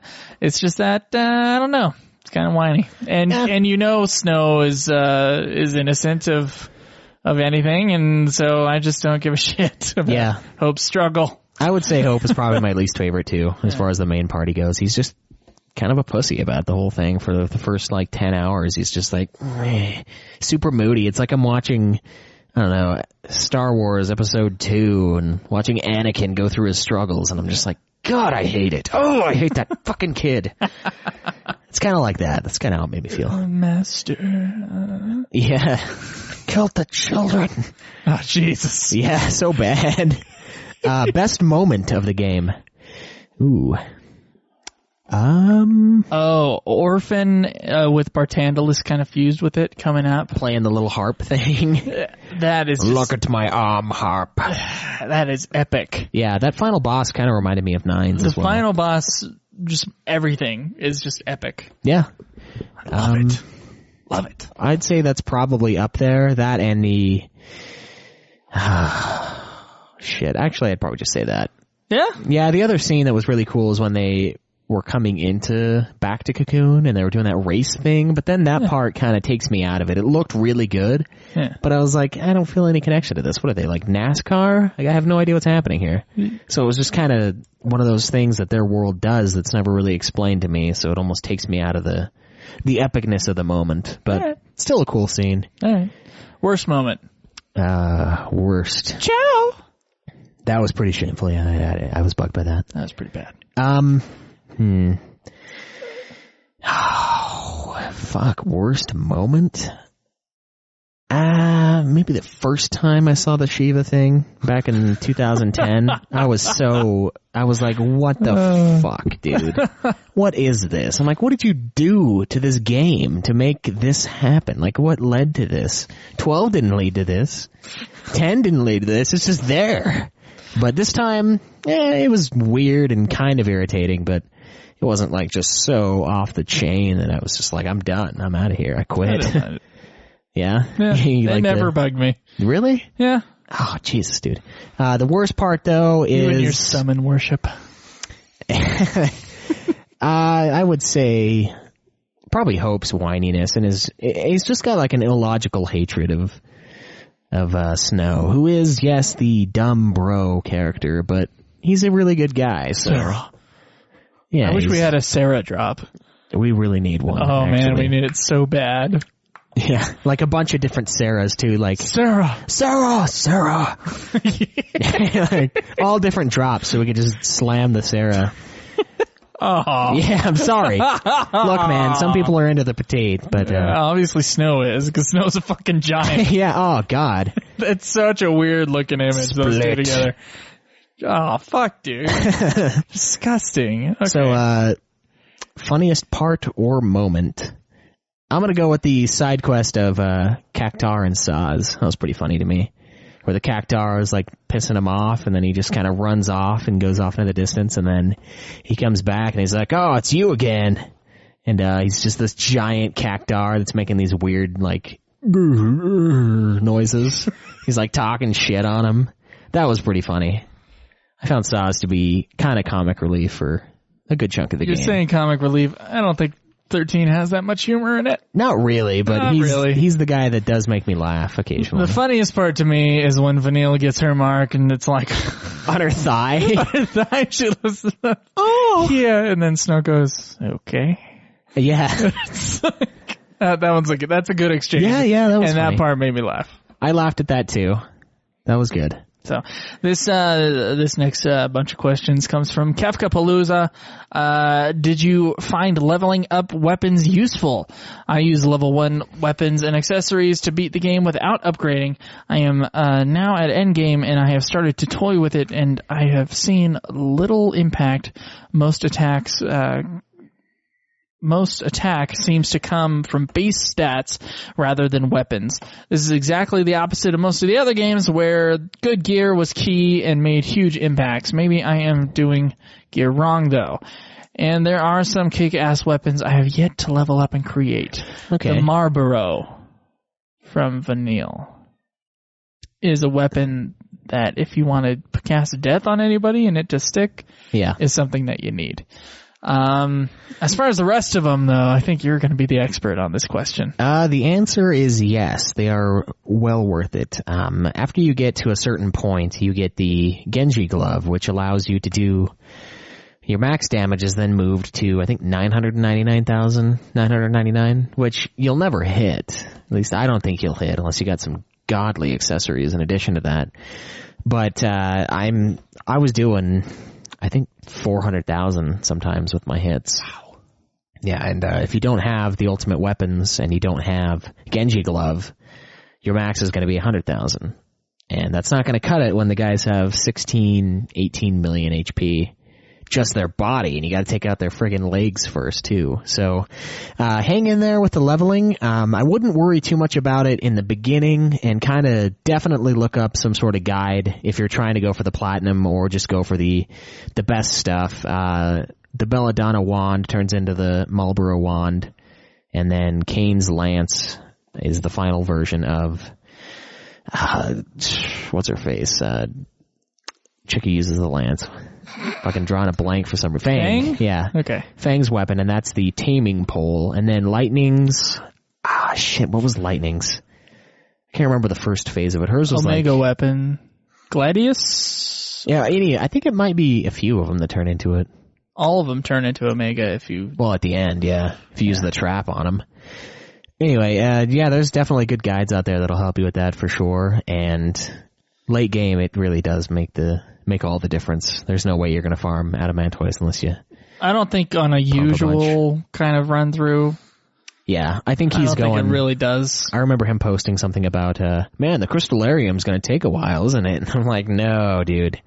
Not the Crystallarium. That's nothing. Cha-ching. Yeah. That, Unless you can buy... the items. The items with the Crystallarium points. I wish I could convert that into gil. I would have sold every bit of it. I would sell characters off into the black market if I could, just to get my damn trophy. So yeah, it's worth looking into and upgrading if you're going to try to platinum it. How did you find Bartandalus as a villain? For me, he was a letdown. He wasn't as cool as other FF main villains like Sephiroth or Kefka. I almost pitied him more than hated him at the end. He was a super powerful godlike being, completely chained to his fate, trying to break out, and in the end, it felt like he wanted to die. I don't know if he wanted to die. I think all he cared about was the Fal'Cie agenda. Yeah. I think he was an okay villain. I think he was okay. He wasn't fantastic, but he wasn't fantastic because I still have no idea, like, what his motivation was. Like, why was he so mean? Like, I don't know. He was just kind of toying with you. So he does kind of feel shoved in there. I think Sid is the more evil guy. Well, he's probably the antagonist. The Sid is the evil human character. Yeah. Yeah, but I don't know. He doesn't get much screen time. Yeah, I'd say he's probably middle ground. Yeah. Yeah, you're right. He doesn't have quite the cool story of Sephiroth or Kefka, and I don't even know if he's middle ground because the part of the story that doesn't make sense to me is him. Is him. Like, they all have to destroy Cocoon. We all know that. We've all accepted that they must destroy Cocoon, and then they're going to say, "Hey, we're not going to do that. We're not going to destroy Cocoon, but let's go kill Orphan, which destroys Cocoon." Well, he wanted him to. Thankfully, the real hero, Yag Rosh of this of this game, evacuated everyone. Yeah, he's the only one that did the truly right thing. And Vanilla and Fang, of course, crystallized and stopped the planet from falling down. But still. Yeah, I don't know. Still. He did want to, like we mentioned, he did want to bring on a new existence by summoning the creator. So that's what his motivation was, but I don't know. It just seems weird. Like it's so weird. I don't know. It's like, who thought this? It's not very clear. I think that's the worst thing. Yeah, and he's like randomly super evil even though you're totally doing what he wants. I don't know. Oh, this next question brings up something I did want to talk about. Do you feel the flashbacks before the incident were necessary? In other words, the 13 days before. Right. I mean, they looked cool, but a simple 2-minute explanation could have done the same thing as those 25 minutes worth of video. I do think they were necessary to flesh out characters more. Yeah. However, I think that the structure makes the game even more of kind of a clusterfuck of confusion. Yeah, if I were to the first time playing this through, even the second time, I was like, it's going everywhere. Yeah, it does do that. I think if I were to redo 13, I would probably have those cutscenes at the very beginning of the game, and then something really intense happen, and then like Final Fantasy 13. Okay. And then the story starts where it does. I would just let it start, and then those 13 days before, I would let them be played. Yeah? Yeah, and add a little bit of, There is a little bit that you play. Or no, you... Do you play the days? You play Snow walking across a beach for a second, which, by the way, was the part of the game that I thought was the most gorgeous part of the game. With the sun setting? Oh, yeah, with the sun setting. It's beautiful. Yeah, it looks really good. Beautiful. Anyway, I would just let the game... I would start it out kind of... you know how Final Fantasy VIII kind of starts, where they're just kind of in their world? They're just... Yeah. It's a regular day, basically. I mean, it's a little, he's got to go take the field exam or whatever. Well, it's a regular day except for the intro. But it's not like it's not like the most intense bullshit introduction or whatever. Well, the fight is. I think a slow build could have been helpful with 13. That way you could get all the explanation beforehand. So I would have liked to actually just play those characters and relive the moments in between all those cutscenes. Maybe to add some gameplay features to it. Lightning decides to retire. You could play her doing her job. Yeah. For a little while, and then you can go off in these other paths, and then you can find out Sarah is a Lassie, and then it becomes something, and then it goes on from there, and it becomes a linear story instead of going non-linear and making a very complex plot even more complex because you're not taking the time. That's true. To go through that stuff. So I think they were necessary, and I think they actually should have spent more time with them. So that's what I'm going to say, Kefka Palazzo. Necessary, but poorly executed then. I think so. Yeah, I'd agree with that. And I think playing it and seeing exactly what takes place with becoming a lessee, I don't know, it would have made it a little less confusing, I guess, especially the first time through. All right, so we have one here from Stolas. I said, if you had the choice, would you have preferred Type 0 been the main FF XIII title? That entails that Type 0 would get the main franchise treatment, better fleshed out story, characters, aka not taking multiple playthroughs to get to understand the story, and made the battle system closer to turn-based rather than action RPG. If you haven't played it, I guess watch trailers and make a selection. He feels like Type 0 generally has a better story and a concept than 13. Also, no awkward Shiva scissoring. Ain't nothing awkward about that. Yeah. I don't know enough about Type 0 to truly answer that. I can't answer that either. And I know the intro to Type 0 is probably the most confusing thing I've ever fucking witnessed. Oh, fuck. But there's like 6 narrators for that opening video. It's like, the what weirdest the fuck's thing, up with that? They're like Final Fantasy Type 0, and then like another little intro. And then the foul sea didst attack. Yeah, Behold, it's weird. I only watched it once, so. But we will get to that, and maybe we'll revisit this question when we do. I think that would be fair. I'll tell you what, when we get to Type 0, re-ask this question. Yes. Please. We will hit it up. Okay. Our last question here is from Shinru. And this is, of course, the question. Did we always get asked? Okay, what was the hardest boss for you? And let's not talk about hunts. We all know what the hardest hunt for you was. Yeah. What was the hardest boss? I might agree with him. The Sid Reigns fight was really hard for me. Okay. I know you dominated him in the first try, but Oh, yeah. I couldn't do it. He says Sid Reigns was actually harder than the final boss, which, yes, just about anything is harder than the final boss. He says, just me, or does the final form, Sid Reigns, vaguely resemble Safer Sephiroth with those wings? It does. Yeah. Another hard boss was the Vanille Eidolon battle. That was very difficult for me.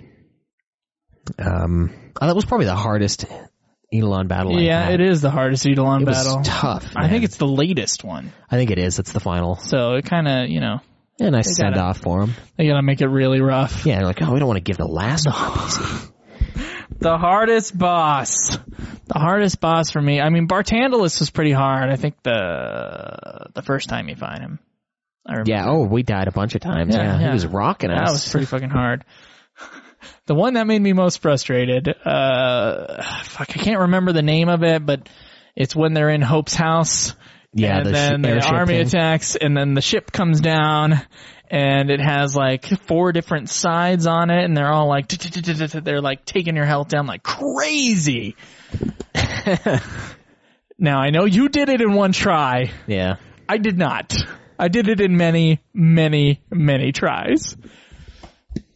That's what happened. Yeah. And it was horrible. I feel like I did it in one try because you told me it was going to be tough, so I was like, all right, well. So I'm going to strategize the fuck out of it. I'm going to set it up beforehand so that I don't die a bunch, and then you got like pissed, man. You're like on the stream, like, screw you. You got all these people helping you, and that's bullshit. That guy was sick. I'm out of here. Like, jeez, dude. But yeah, we had the same thing with the Sid fight. I get dominated 5 or 6 times, and I'm not talking early stage death. I'm talking this little bastard has nothing left, and he's like, oh yeah, by the way, ultimate move, you're gone. You dead. Yeah, so it's kind of a flip flop. I don't know, maybe they just are more for us. I have no idea. But yeah, that chip did a lot of damage. I do remember that. What do you think of the final boss in the final dungeon? Oh, the final dungeon is amazing looking in this game. The level gap is atrocious and kind of makes you go back to Grand Pulse for sure, I would say. I don't know how in God's name you could get there and then be like, yeah, this is fine. I'll just walk on. And I think the layout of the final area was super cool. The design, the like platforms that move around and all of that. I thought it was a really very solid final dungeon area. It's trippy. It is, yeah. Going in there and like I think it looks really cool. Yeah, and the final boss looks awesome also. He looks super freaky, and he's got that weird fucked up arm that's like playing the harp. The one-sided, like how they're looking at you with one side of their face. Yeah, I thought it was awesome. And the voice, it's like a female voice and a male voice at the same time is of course always freaky sounding. Yeah. Oh man, that is cool shit. Yeah, that is cool shit. Orphan was just amazing. And I think I've seen some people comment that it was kind of like FF 9 where the boss was suddenly what the boss was. Yeah. I don't think it was as sudden because they talked about Orphan the entire time. I feel like if someone actually fucking mentioned Necron, maybe you would have not. Maybe you'd feel the same way. we wouldn't all have the problem that we do with that. I think the style of the final guy resembled him a lot, though. Like style the moves did, yeah. he would do. It's reminiscent of it. It doesn't look exactly like him at all. No, not even close. But the one move that dominates all but one that health. kind of flavor. Yeah. The crystally kind of. Yeah, I would say it was good. And did you grind at the special place in the final dungeon against those 3 guards near the end of the area? They give the most CP of all the enemies in the game. No. Not all the enemies, my friend. There was one guy, I think it was like 30,000 CP, and if you were just on diversity the whole time, just holding X, we could kill him. It was 30,000, really? It was like 30,000 CP, and I was like, why wasn't I grinding here? Oh. But I couldn't get past one of the random enemies in that final dungeon. I rushed myself to get there. Any other dungeons in the game that you enjoyed? Any music tracks that you particularly liked aside from the awesome battle theme? Well, the awesome boss battle theme was. Yeah. I mean, we kind of covered that. But I said the ending theme. Yeah, that's all good. Extra dungeons. The place with all the electronic stuff. Do you know what I'm talking about? It's in Pulse. When you go... With all the robots? Yeah, with all the robots. The robots? Yeah. I thought the area that you can't get back to. I thought that dungeon was really cool. Yeah, that one was pretty cool. And then you had to like go activate turn on the engines or something like that. There's some little mini game you had to do. Yeah, that area was pretty cool looking, and I don't know. So it was a nice contrast with the bright electronic stuff going on in the night sky, and that one was cool. Other than that, though, I don't even know, man. They're all cool areas. Yeah, I don't think there's a single area in Final Fantasy 12 where, unlike 13, excuse me, unlike Final Fantasy 12, where it's like, well, this is a step climate and this is a slightly different step climate. Yeah. Even though Final Fantasy 12 had great areas too. FF 13 is very good at all the areas are unique. And I think they all look great. I really like the area that, the forest area that Saz and Vanille were into. That area was really cool looking. Not that it's a dungeon, but you know, I mean, great stuff. Anything's essentially a dungeon. It's just an area. You can't get out if that. Yeah. You can't travel. Oh God. All right. So we got some questions here from Twitch. Oh, okay. So you want to answer a couple of those? Yeah. Let's pull them over here. Okay. All right. So this question comes from Anthony Walker 1427. A loyal moderator on the Twitch stream. He says, do you think Saz got some garbage time storyline action with the hunts like Cactar and Gigantar? He seemed to get screwed over with the main storyline a bit. Garbage? I'm not sure if that's a typo. Action. I think he's meaning like, do you feel like they get a little more? Does he get more with the side quest? In which, yeah, I think so. And I don't know. Like I said, I kind of liked Saz, so he's kind of funny a little bit. I think he got plenty of main storylines. There's a lot of stuff with this kid, yeah. Yeah. Yeah, I think it was fine, and I did enjoy the side quest for that. That was one of the ones that I specifically talked about. And yeah, fair enough, I guess. Yeah. I don't know. All right, I guess we only had one question in Twitch stream. Oh, wait, one last question. Caleb, could you repeat it? Yeah, this is also from Anthony here. He said, if you had to change one aspect of the game, what aspect would it be? If I were to change one aspect of the game, as I kind of stated before, I would change how they told the story. I would start earlier. Okay. I wouldn't have a story start out with just like sudden chaos and then have a bunch of flashbacks to fill in. Yeah. I would just start before the flashbacks begin, with normal kind of everyday life, and then have all hell break loose. Okay. Yeah, it kind of has a if I were to change one major thing in the game, if like they had a story meeting and I came in there and I was like, let's do this. Yeah. Let's not have a chaotic beginning like 12. Yeah. Let's make it rein it in a bit. Tell the story and then chaos, so you actually feel. Well, you can't. Somewhere. You can do like a chaotic prologue or something like that. I'm not sure if it works in this situation with this game and the story with it, unless you did like the war that happened before with Ragnarok, so we knew what fucking Ragnarok was later on. Yeah. You might be able to do that, but Final Fantasy XII does start out with Vaughn just in his home doing his thing. Well, after the war cutscene. After the 12 minutes, yes.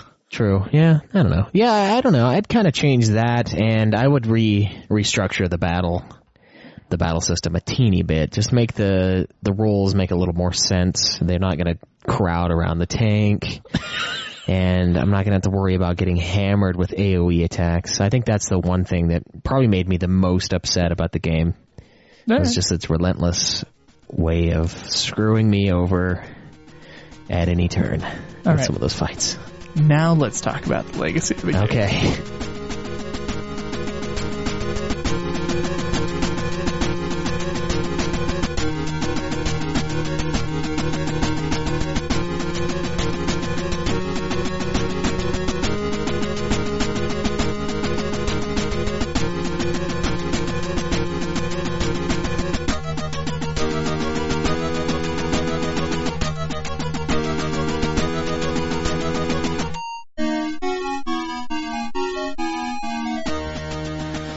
So, you had Final Fantasy 1, and then 2, and then 3.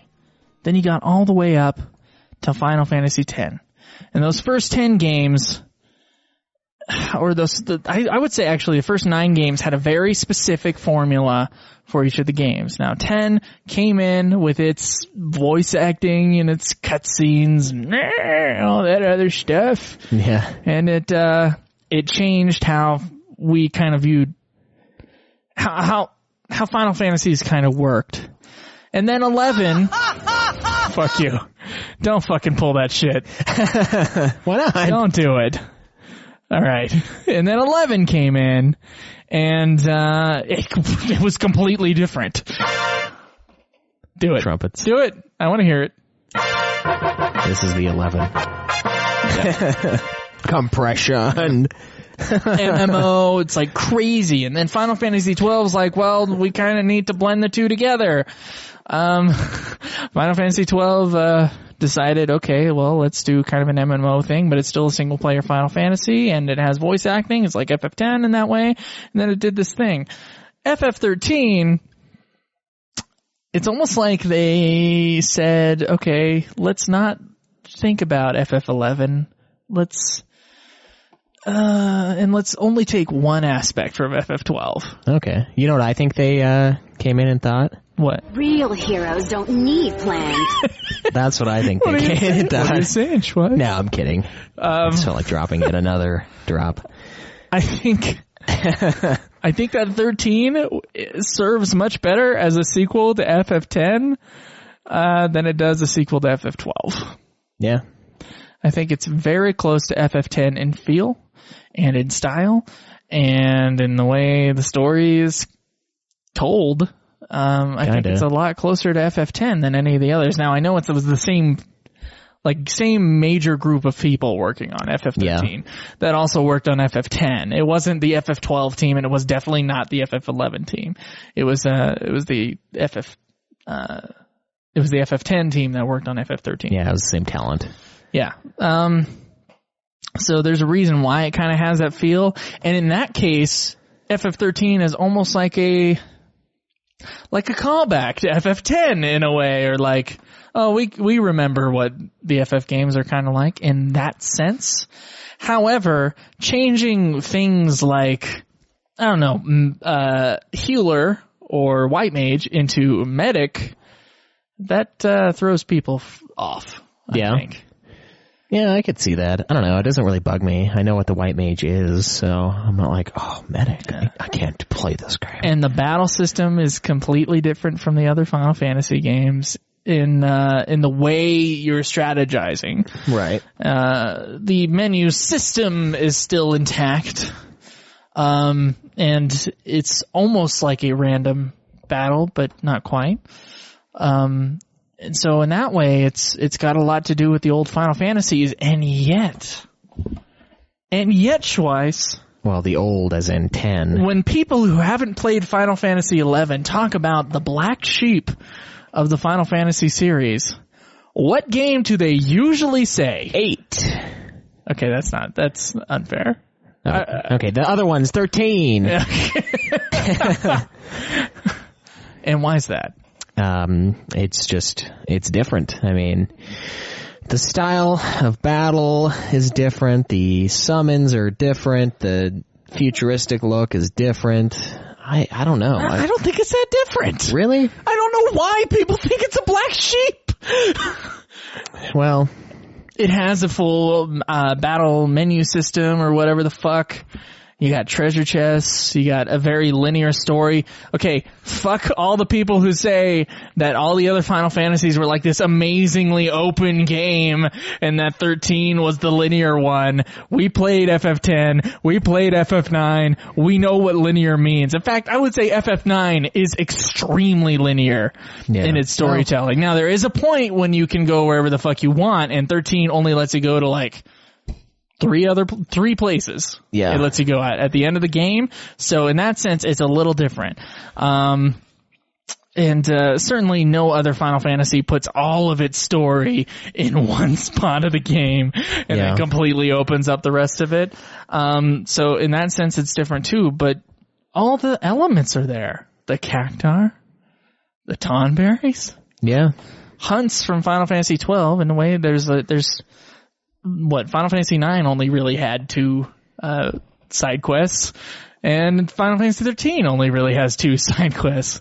So I don't know, man. There's a full group of characters. They have a quest. There's a bad guy that stops them every once in a while, or fights them every once in a while.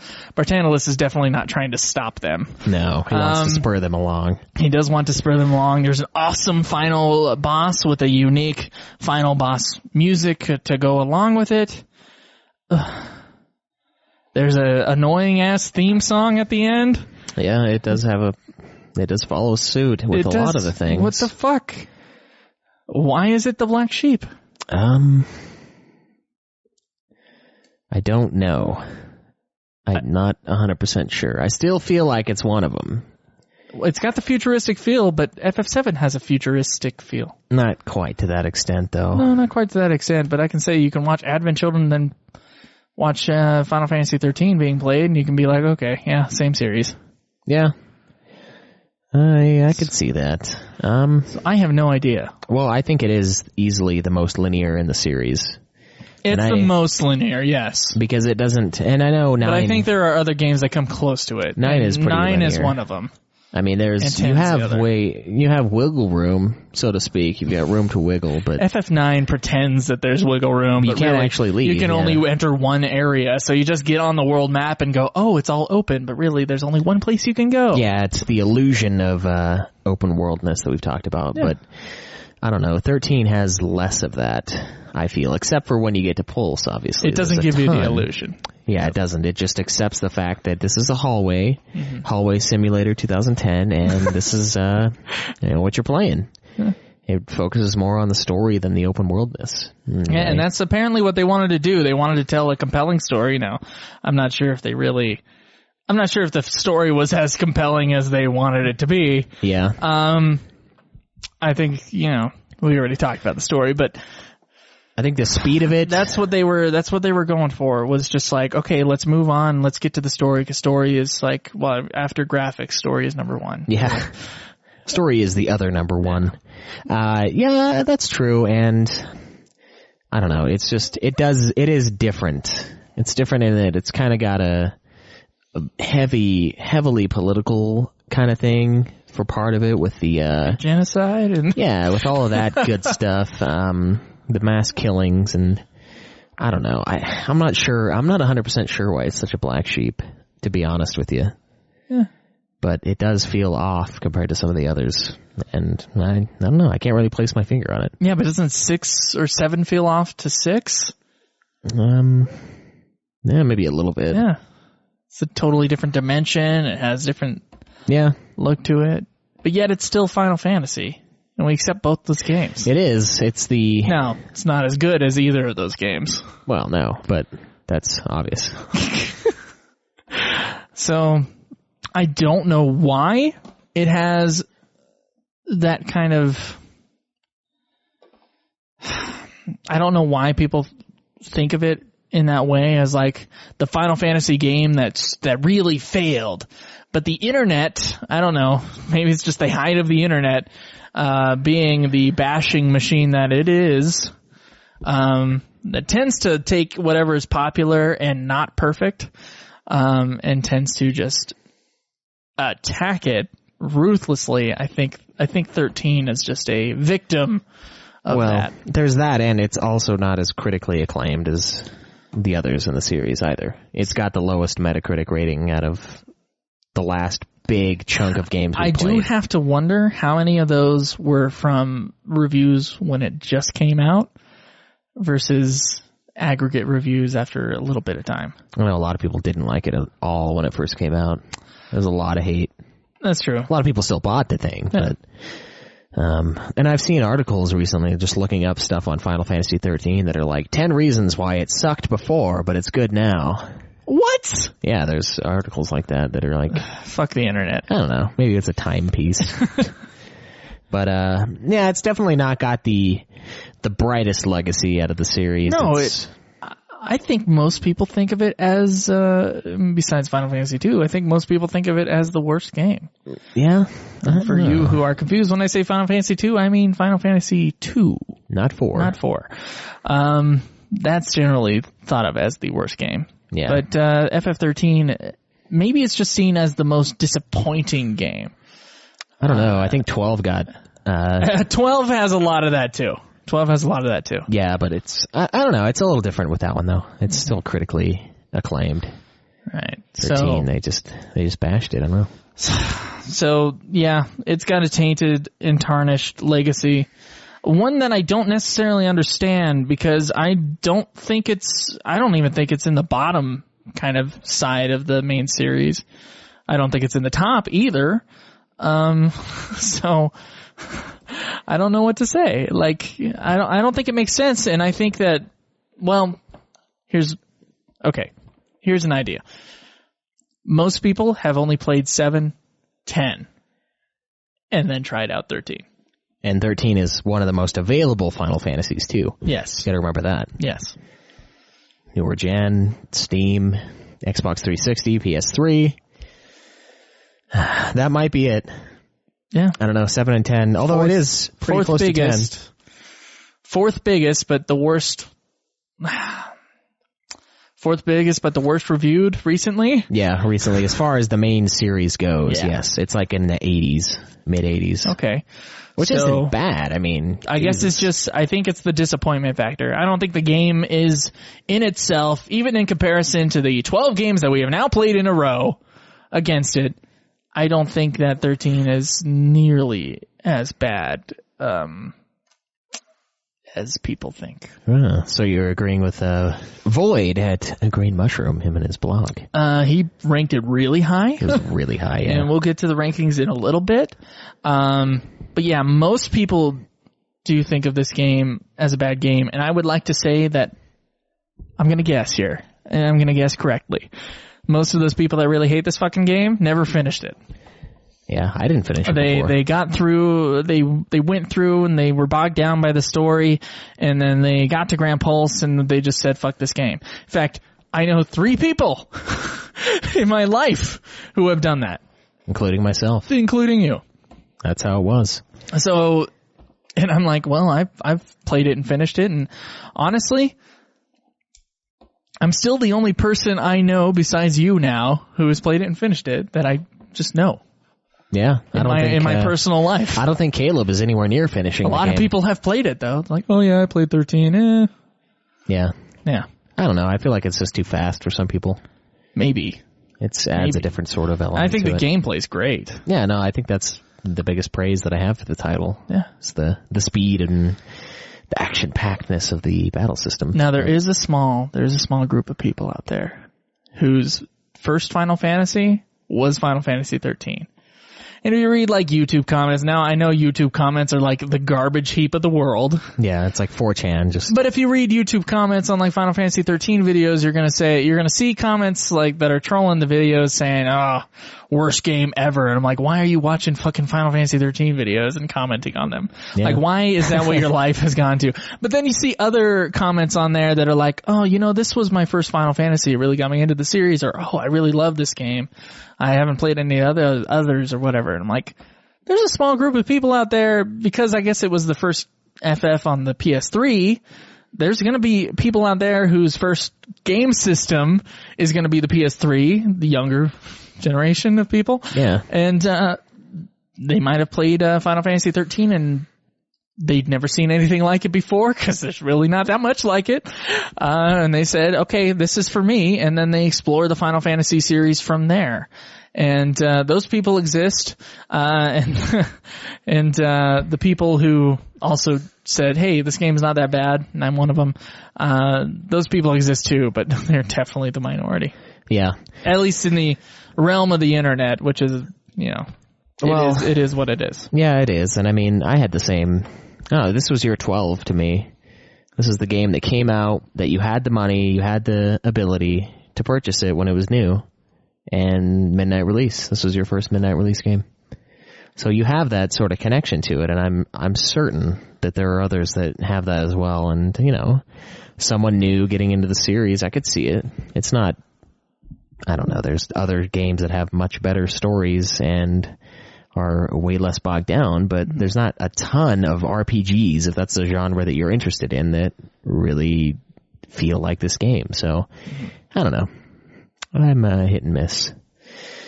I don't think it's quite as bastardous as some make it, though. Yeah. Well, you were ready to drag it down to hell. If people listen past the last 2 months in the background, yeah, you were ready to dig it an early grave. So this is an incredibly positive Caleb Schweiss I'm hearing. Yeah? Well, just wait. I haven't ranked the thing yet. Oh. What are you saying? I'm saying that... You haven't ranked the thing yet? No, I haven't. All right. Well, we're going to read a couple of reviews from our loyal... listeners here? Our loyal listeners here. So let's hear... let's hear Final Fantasy through their eyes. All right. So this one's from Judge Gabranth, who is awesome. Always helping out on the 13 stream and got a lot of knowledge. Judge Gabranth is awesome, and I think this episode is dedicated to him. Oh, yeah? And all of his help? Yeah. All right, fair enough. At least the first half. He says he thinks 13 is a very underrated game and overly bashed. It's probably in the middle of the FFs in greatness, and for a trilogy, he personally has it at 5 or 6, depending on the mood. Story is great once you learn the terminology. Characters are well developed, but some are annoying, like Hope. Gameplay may be his favorite. Visuals are aesthetically gorgeous, and the music, I would say, is just different. There are like 3 tracks he really loves, and the rest are not memorable. I'll give you a top 10, although I've played every FF except 11. 4, 6, 7, Tactics, 13, Trilogy, 14, haven't finished, but it's earned its spot. 10, 12, 5, and 9. Wow. I assume that's... Wait, which direction is that going? Is 4 his favorite, or is 9 his favorite? I don't know. Okay. I think it's 9. So to me, Judge Gabranth just listed off a bunch of Final Fantasies. Maybe it's just top 10, yeah. I have no idea. That's all right. That's a respectable top 10. He included Tactics, so I guess it's not just including the main series Final Fantasy games. So he's a really big fan of the series, though. Throughout the stream, I've noticed he does enjoy it. Does enjoy Final Fantasy 13? Yeah, I think he likes it more than 12, as far as the series goes. All right, this one's from Shinru, of course. He says, I went into FF XIII with zero expectations. They were very, very low since all I'd heard by everyone was that the game sucked, despite the game receiving high reviews and selling millions of copies worldwide. It was going to sell millions of copies anyway, shouldn't it? It's true. Yeah. It was so hyped at the very least. Maybe that's it. Maybe it was just too hyped and then it just turned out to be like a middle ground. Overpromised, underdelivered. Maybe. I started playing it and was hooked. Beat it and loved it and decided to never ever let anyone tell me a game sucks without trying it for myself. Well, we're here to tell everyone how we feel about games. Yeah. So that hurts, Shinru, but I'm glad you listened to the podcast. Actually, play the games yourself, make your own decisions. Or come up with your own opinions. Right. I felt the battle system was the fastest and most fluid, exciting battle system to date. I would love to see it mix with FF5's job class system so that we could have a fast battle system in 13, but with a lot of jobs and stuff to choose from like FF5 and maybe even switch in other job classes or something. Who knows? FF XIII? Maybe. At first I thought Vanille and Hope were super annoying and I only cared about lightning and snow. Then when Fang came along, she became one of my favorite characters in the game. As the game went on, I grew to like Vanille and even Hope a little too. Saz is great, and along with Vanille, he is probably one of the darkest stories in this game, and Vanille's especially help you understand why she acts a certain way so you can stop hating on her. Or at least I did after I learned all she went through. Still think Hope was too annoying early on, and he kept it up too long, even though I understood where he was coming from. I wish he would just get over it already. Thankfully, in the sequels, he is a much better character. The game is also one of the most challenging of the main series FF games in terms of difficulty in the main storyline. Sure, games like FF X might have bonus bosses that are hard, but FF XIII has normal enemies that can kill your party in just a few seconds. I enjoyed the game, and I felt it became very strategic as it went on, and paradigm shifting on the fly and having all sorts of stuff set up. It was just fun. Fang and Vanille obviously have a relationship, and at first you think it's just a good friendship, but as it goes on, you can see they clearly care about each other more than that, and it seems to be on a level of love, or at least this is how I interpreted it. What did you guys think? You want to zoom in for me on there? Could you press the control button? Thanks, buddy.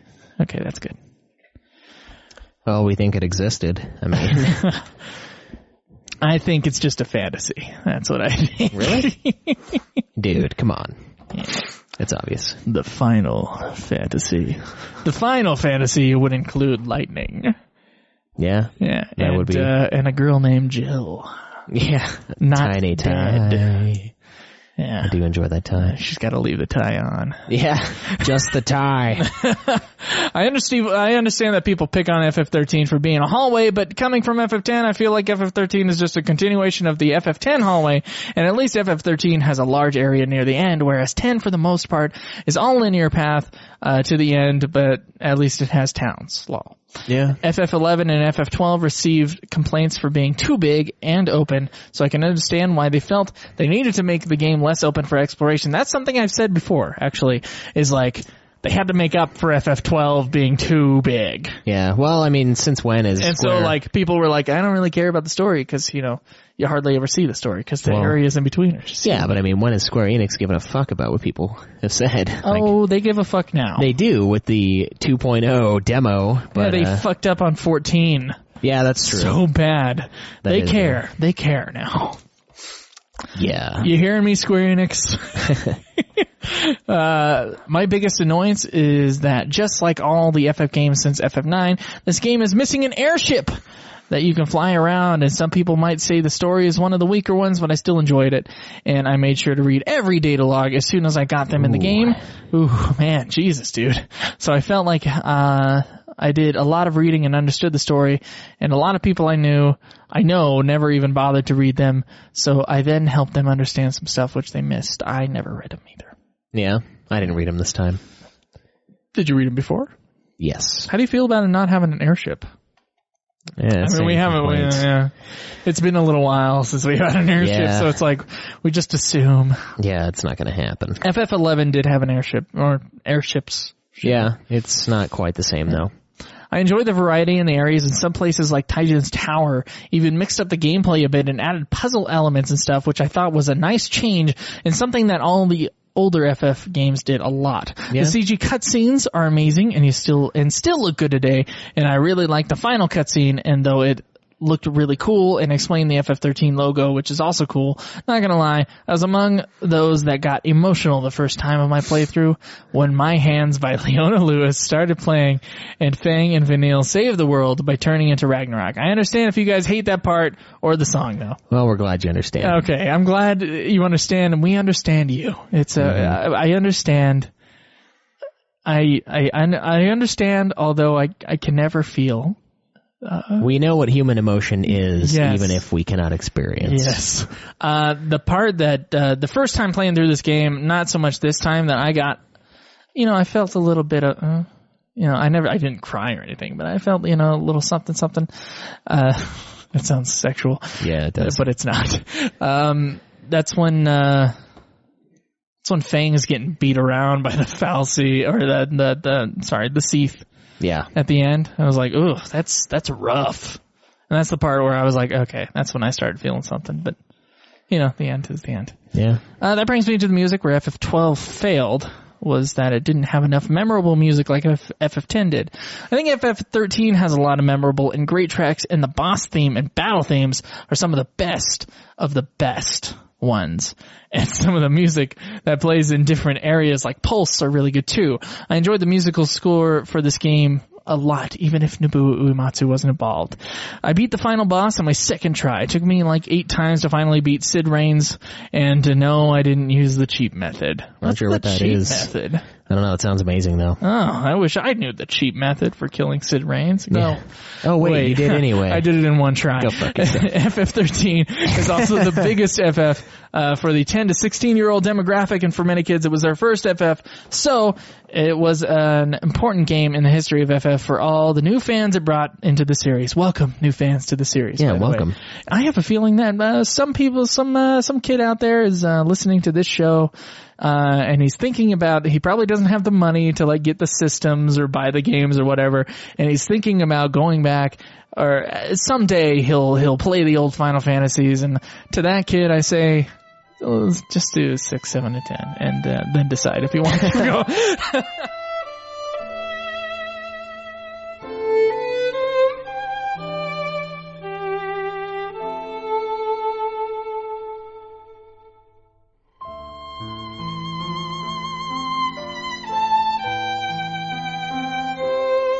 Okay. The best part of the night. Is this the best part? It is my favorite part. Is your favorite part is ranking the game? Yeah. More than even playing the game. I'm like, ooh, the list. It's all for the list. Oh my god. The movies, the games. Ah, yes. I don't rank movies. No, but we watch them from a list. That's true, we do, and then there's our list. Man, I'm looking at this thing and I'm like, we've played so many fucking games in a row. Yeah. And it's just like, well, we've played 13 games in a row. That's what happens, I guess. Yeah. Okay. So, your list at number 7, or excuse me, at number 1, you have number 7, I have number 6. Mm-hmm.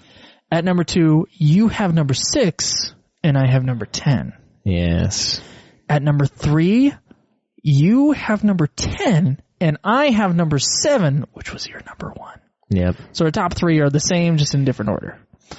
Following our top 3, 12 is your 4th favorite game? Mm-hmm. Wow. That's high.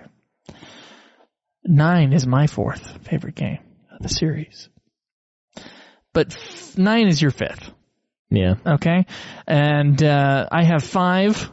and then he has 5, and then I have 12. We both put 8 as the kind of, middle grounder. What is that? The, right in the middle there. Below 8, we both have 4. Below 4, we both have 11. Below 11, we both have 2, 3, and then 1. So you are 7, 6, 10, 12, 9, 5, 8, 4, 11, 2, 3, 1, and I am 6, 10, 7, 9, 5, 12, 8, 4, 11, 2, 3, 1. Yes. I don't know why you didn't do that in the first place, but that is the man. ranking. Look, man, I'm just trying to add little bit of drama here. A little bit of flavor. Oh, yeah. Well, it tastes like shit. Fuck you. Okay. Where are you going to put 13? Oh, jeez, dude.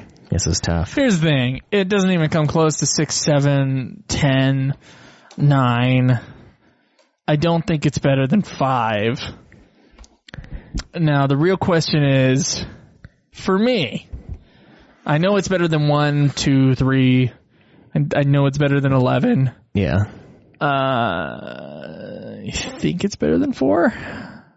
Maybe. So I want it right in the middle there.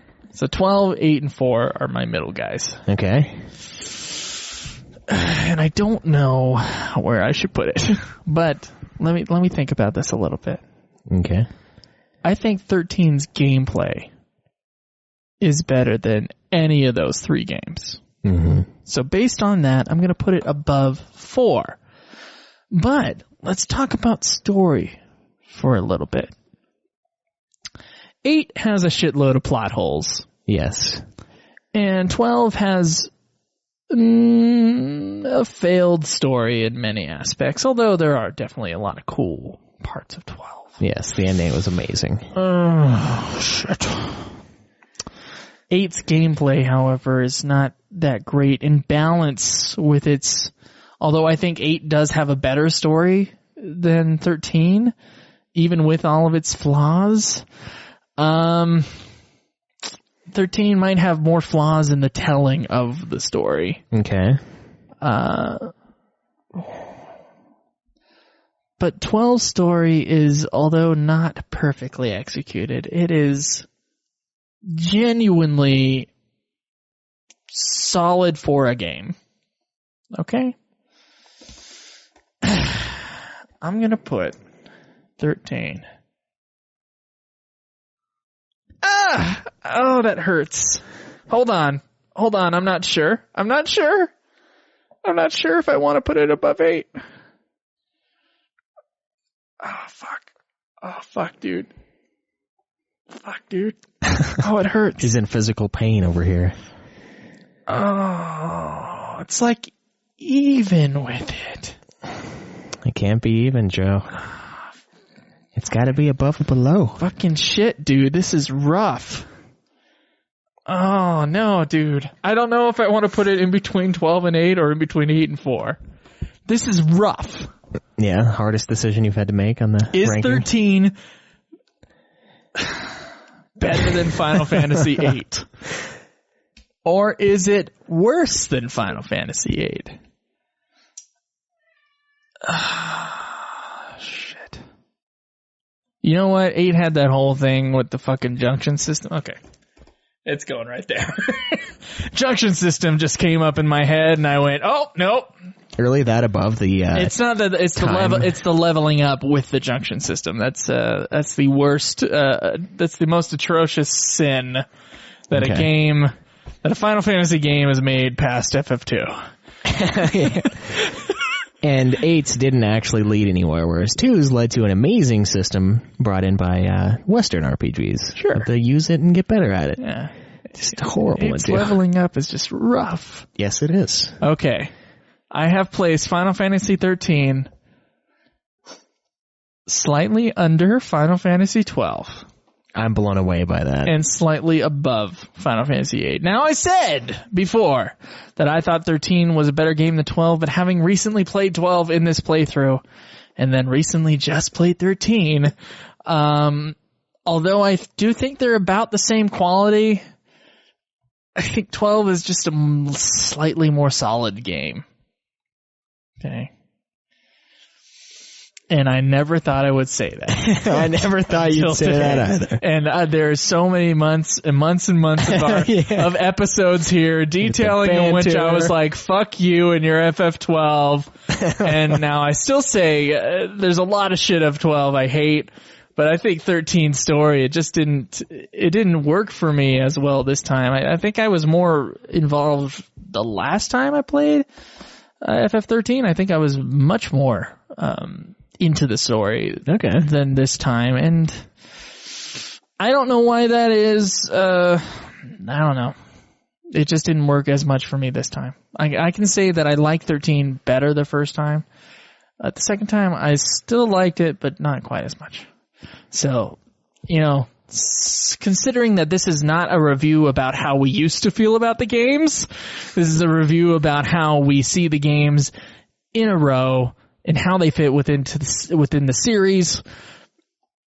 13's just below FF 12. I'm sorry, 13. It's all right, Joe. It's the right decision. Oh? Yeah. Oh, yeah, you have 12 as like number 4, don't you? Yeah, I do. Okay. All right, yeah. So like Joe said, mine's 7, 6, 10, 12, 9, 5, 8, 4, 11, 2, 3, and 1. Now, I also agree Final Fantasy 13 probably isn't the worst game in the series. So you already knew before you even... See, I thought about it the whole time. It was just like, every time I come, ever since we've like had to do a lot of these things, like a lot of these things in a row. Now that there's 12 things on a list, it's like really hard to decide between them sometimes. It is difficult to decide where this bad boy is going to go. I mean, I also agree it's not going below or above 12. And when I think about 9, although... 12's your 4th. Yeah, 12 is number 4. When I think about 9, although 9 it was a lot of fun. And it was an amazing soundtrack, good gameplay. I wasn't really captivated by the side quest, particularly. I had no interest in doing it. Had no guilt about that. People are going to say, okay, all right, if you have no guilt, whatever. No guilt, I don't give a shit. Okay. But 5 was so much fun.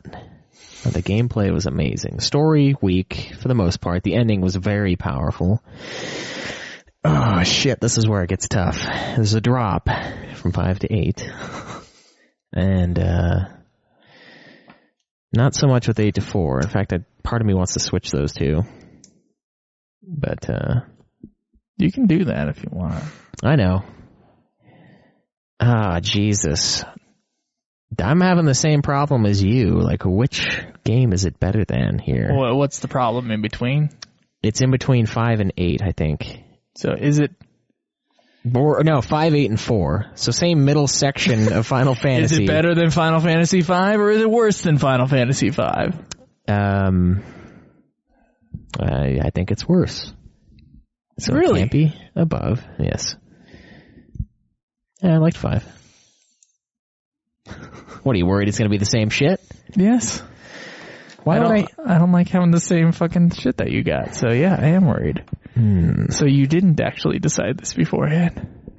Not 100%, no. Oh. Maybe I'm just pulling your leg, though. Just fucking decide. This is killing me. Why is it killing you? Because I've been sitting on this chair for 8 hours. Oh, okay. We recorded 4 episodes in a row. That's true, we did. 3 of which were Ultima Final Fantasy. In all of their girth. Mm-hmm. Oh, fuck. Oh, God. God.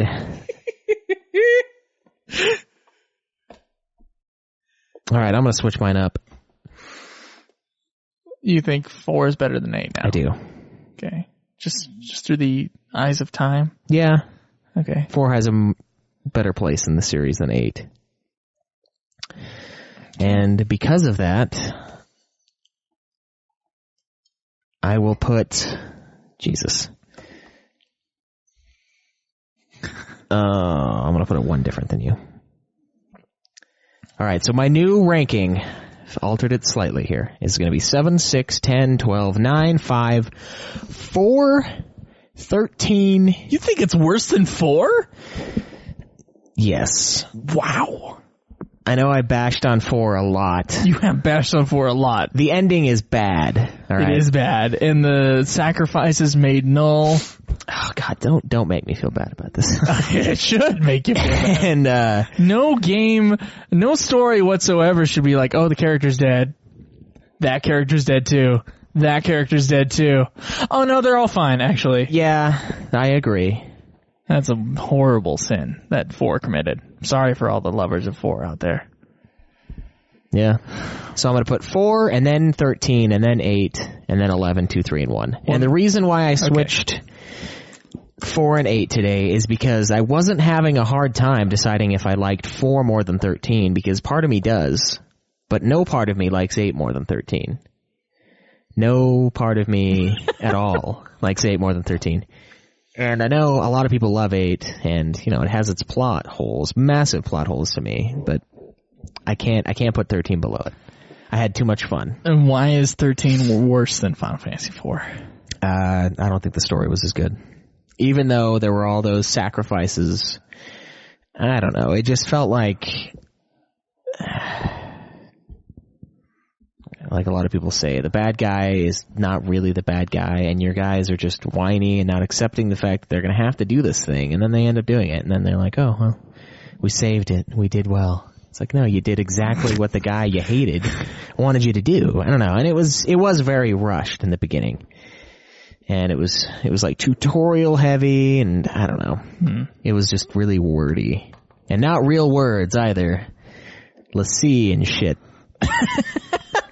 But I don't know, I feel like 4 really is where the game started becoming what it is now too. So I feel like it has a stronger place in the series as a whole than 13. Because 13 didn't evolve into 14. 13 is just kind of jutted out there. That's maybe why it's kind of considered a black sheep, is because it didn't really necessarily add to the overall picture of the series.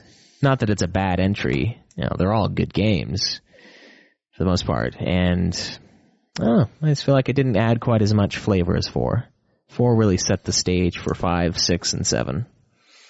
And I don't think 13 set the stage for 14 or 15, for that matter. Well, 13 did set the stage in terms of sales, and then 14 decided to just... Yeah, 14 was like, gone. Goodbye, success. Oh, there is that. That was a tough rating, honestly. 14 is going to be... Well, I already like Realm Reborn. No, I do too. So, 14 is going to be... That's going to be a good review. But we're bashing on original 14 that failed epically for them. We're bashing on a game I never got to play. That actually kind of bugs me. I never got to play the horrible, real 14. They should just throw up a few troll servers. I have to play the remake / sequel. Yeah. It is odd, isn't it? Yeah. That takes place. I guess it just replaces 14 in its place. Yeah. In the series. All right, well... There they are, guys. I think we should watch all the cutscenes for the original 14. There's only like 2 hours of it. You think so? Yeah. I don't think that would be the worst undertaking. I think it's doable. Yeah. Just kind of like, okay, this is the context of the original. We should do a separate review. We should watch all the cutscenes and just talk about the original 14. Oh, that's a solid idea. And then we can give 14 a Realm Reborn kind of its own due. Or should we just mesh those two things up as the same thing? I don't know. We'll decide. I think we should watch the cutscenes and then see how much weight they really carry. Because I know we're going to do a Final Fantasy IV interlude before we do After Years. Right. That's true. Yeah. Oh, we'll see. We'll see how the cutscenes are, and if they warrant their own view, why not? I mean, we did that for It's only 2 hours. Yeah, we did that for the 7 movie, what was that? That really short one. Last Order. Last Order? Yeah, we did it for that, and that's only semi-canon at best. Separate like a review of a movie. Okay. It's been decided. All right. Okay. Bill Mardigan has decided for us on the stream here. Yeah. We'll decide how much at least the story. We'll decide how that is. Yeah. Final Fantasy, the original Final Fantasy XIV. Yeah. The untold story for most. All right, man. Well, I'm surprised, honestly. I thought you were going to list 13 higher. I thought 12's day was over. And I know you did too, but... I did too, but, Yeah, we explained it. We did. You got the ending jingle pulled up for us. Yep. Well, guys, it's been great. I am going to go not be sitting in this chair for a little while. Okay. Join us on Final Fantasy XIV Monday, Tuesday, Wednesday at 6:30. You can also watch it on Twitch if you don't want to play the game. Yeah. Feel free. We're on Brynhilder server. Hopefully you can get on. I didn't have any problems at 3 a.m., so why not? You can find us there. That's twitch.tv/Ultima Final Fantasy. You can also find us on youtube.com/Ultima Final Fantasy, facebook.com/Ultima Final Fantasy. Support us on Patreon, our brand new website that everybody should join, ultimafinalfantasy.com. The old forums are going the way of the dinosaur as soon as this review, a couple days after this review is put up. And we're not talking evolving into birds either. No, I'm talking about ones. I have the ability to go in and say end this forum and it will end. And I appreciate everybody, every single person who was ever on that forum. I really love that you guys were willing, when we set up the forum, we were like, oh, I hope someone shows up. Yeah. Because back then we were not getting the downloads that we are today. No. But hey, I hope someone shows up. It would be really nice if someone showed up. And then people slowly started showing up. And it was so awesome. It was. It was so awesome. So... yeah, we're really glad for the support we got on that old forum, but we're really hoping you guys all come over and enjoy the new setup. It's really nice. Please do. All right, guys. Well, until next week or a few weeks from now, depending on how you saw this, enjoy the Final Fantasy grind. This has been another production of Ultima Final Fantasy, the Ultimate Final Fantasy Podcast. The show was produced by Joseph DeGollier and Caleb Schweiss, with music and editing by Joseph DeGollier, parodies and clips from their respective authors, of course. You can get all of our episodes as well as our Let's Plays at ultimafinalfantasy.com. You can also contact us on Twitter at UFF Podcast, as well as our contact page on our website. Be sure to subscribe and review our podcast. Your reviews may get read on the show, and look forward to the next episode of Ultima Final Fantasy, the Ultimate Final Fantasy Podcast.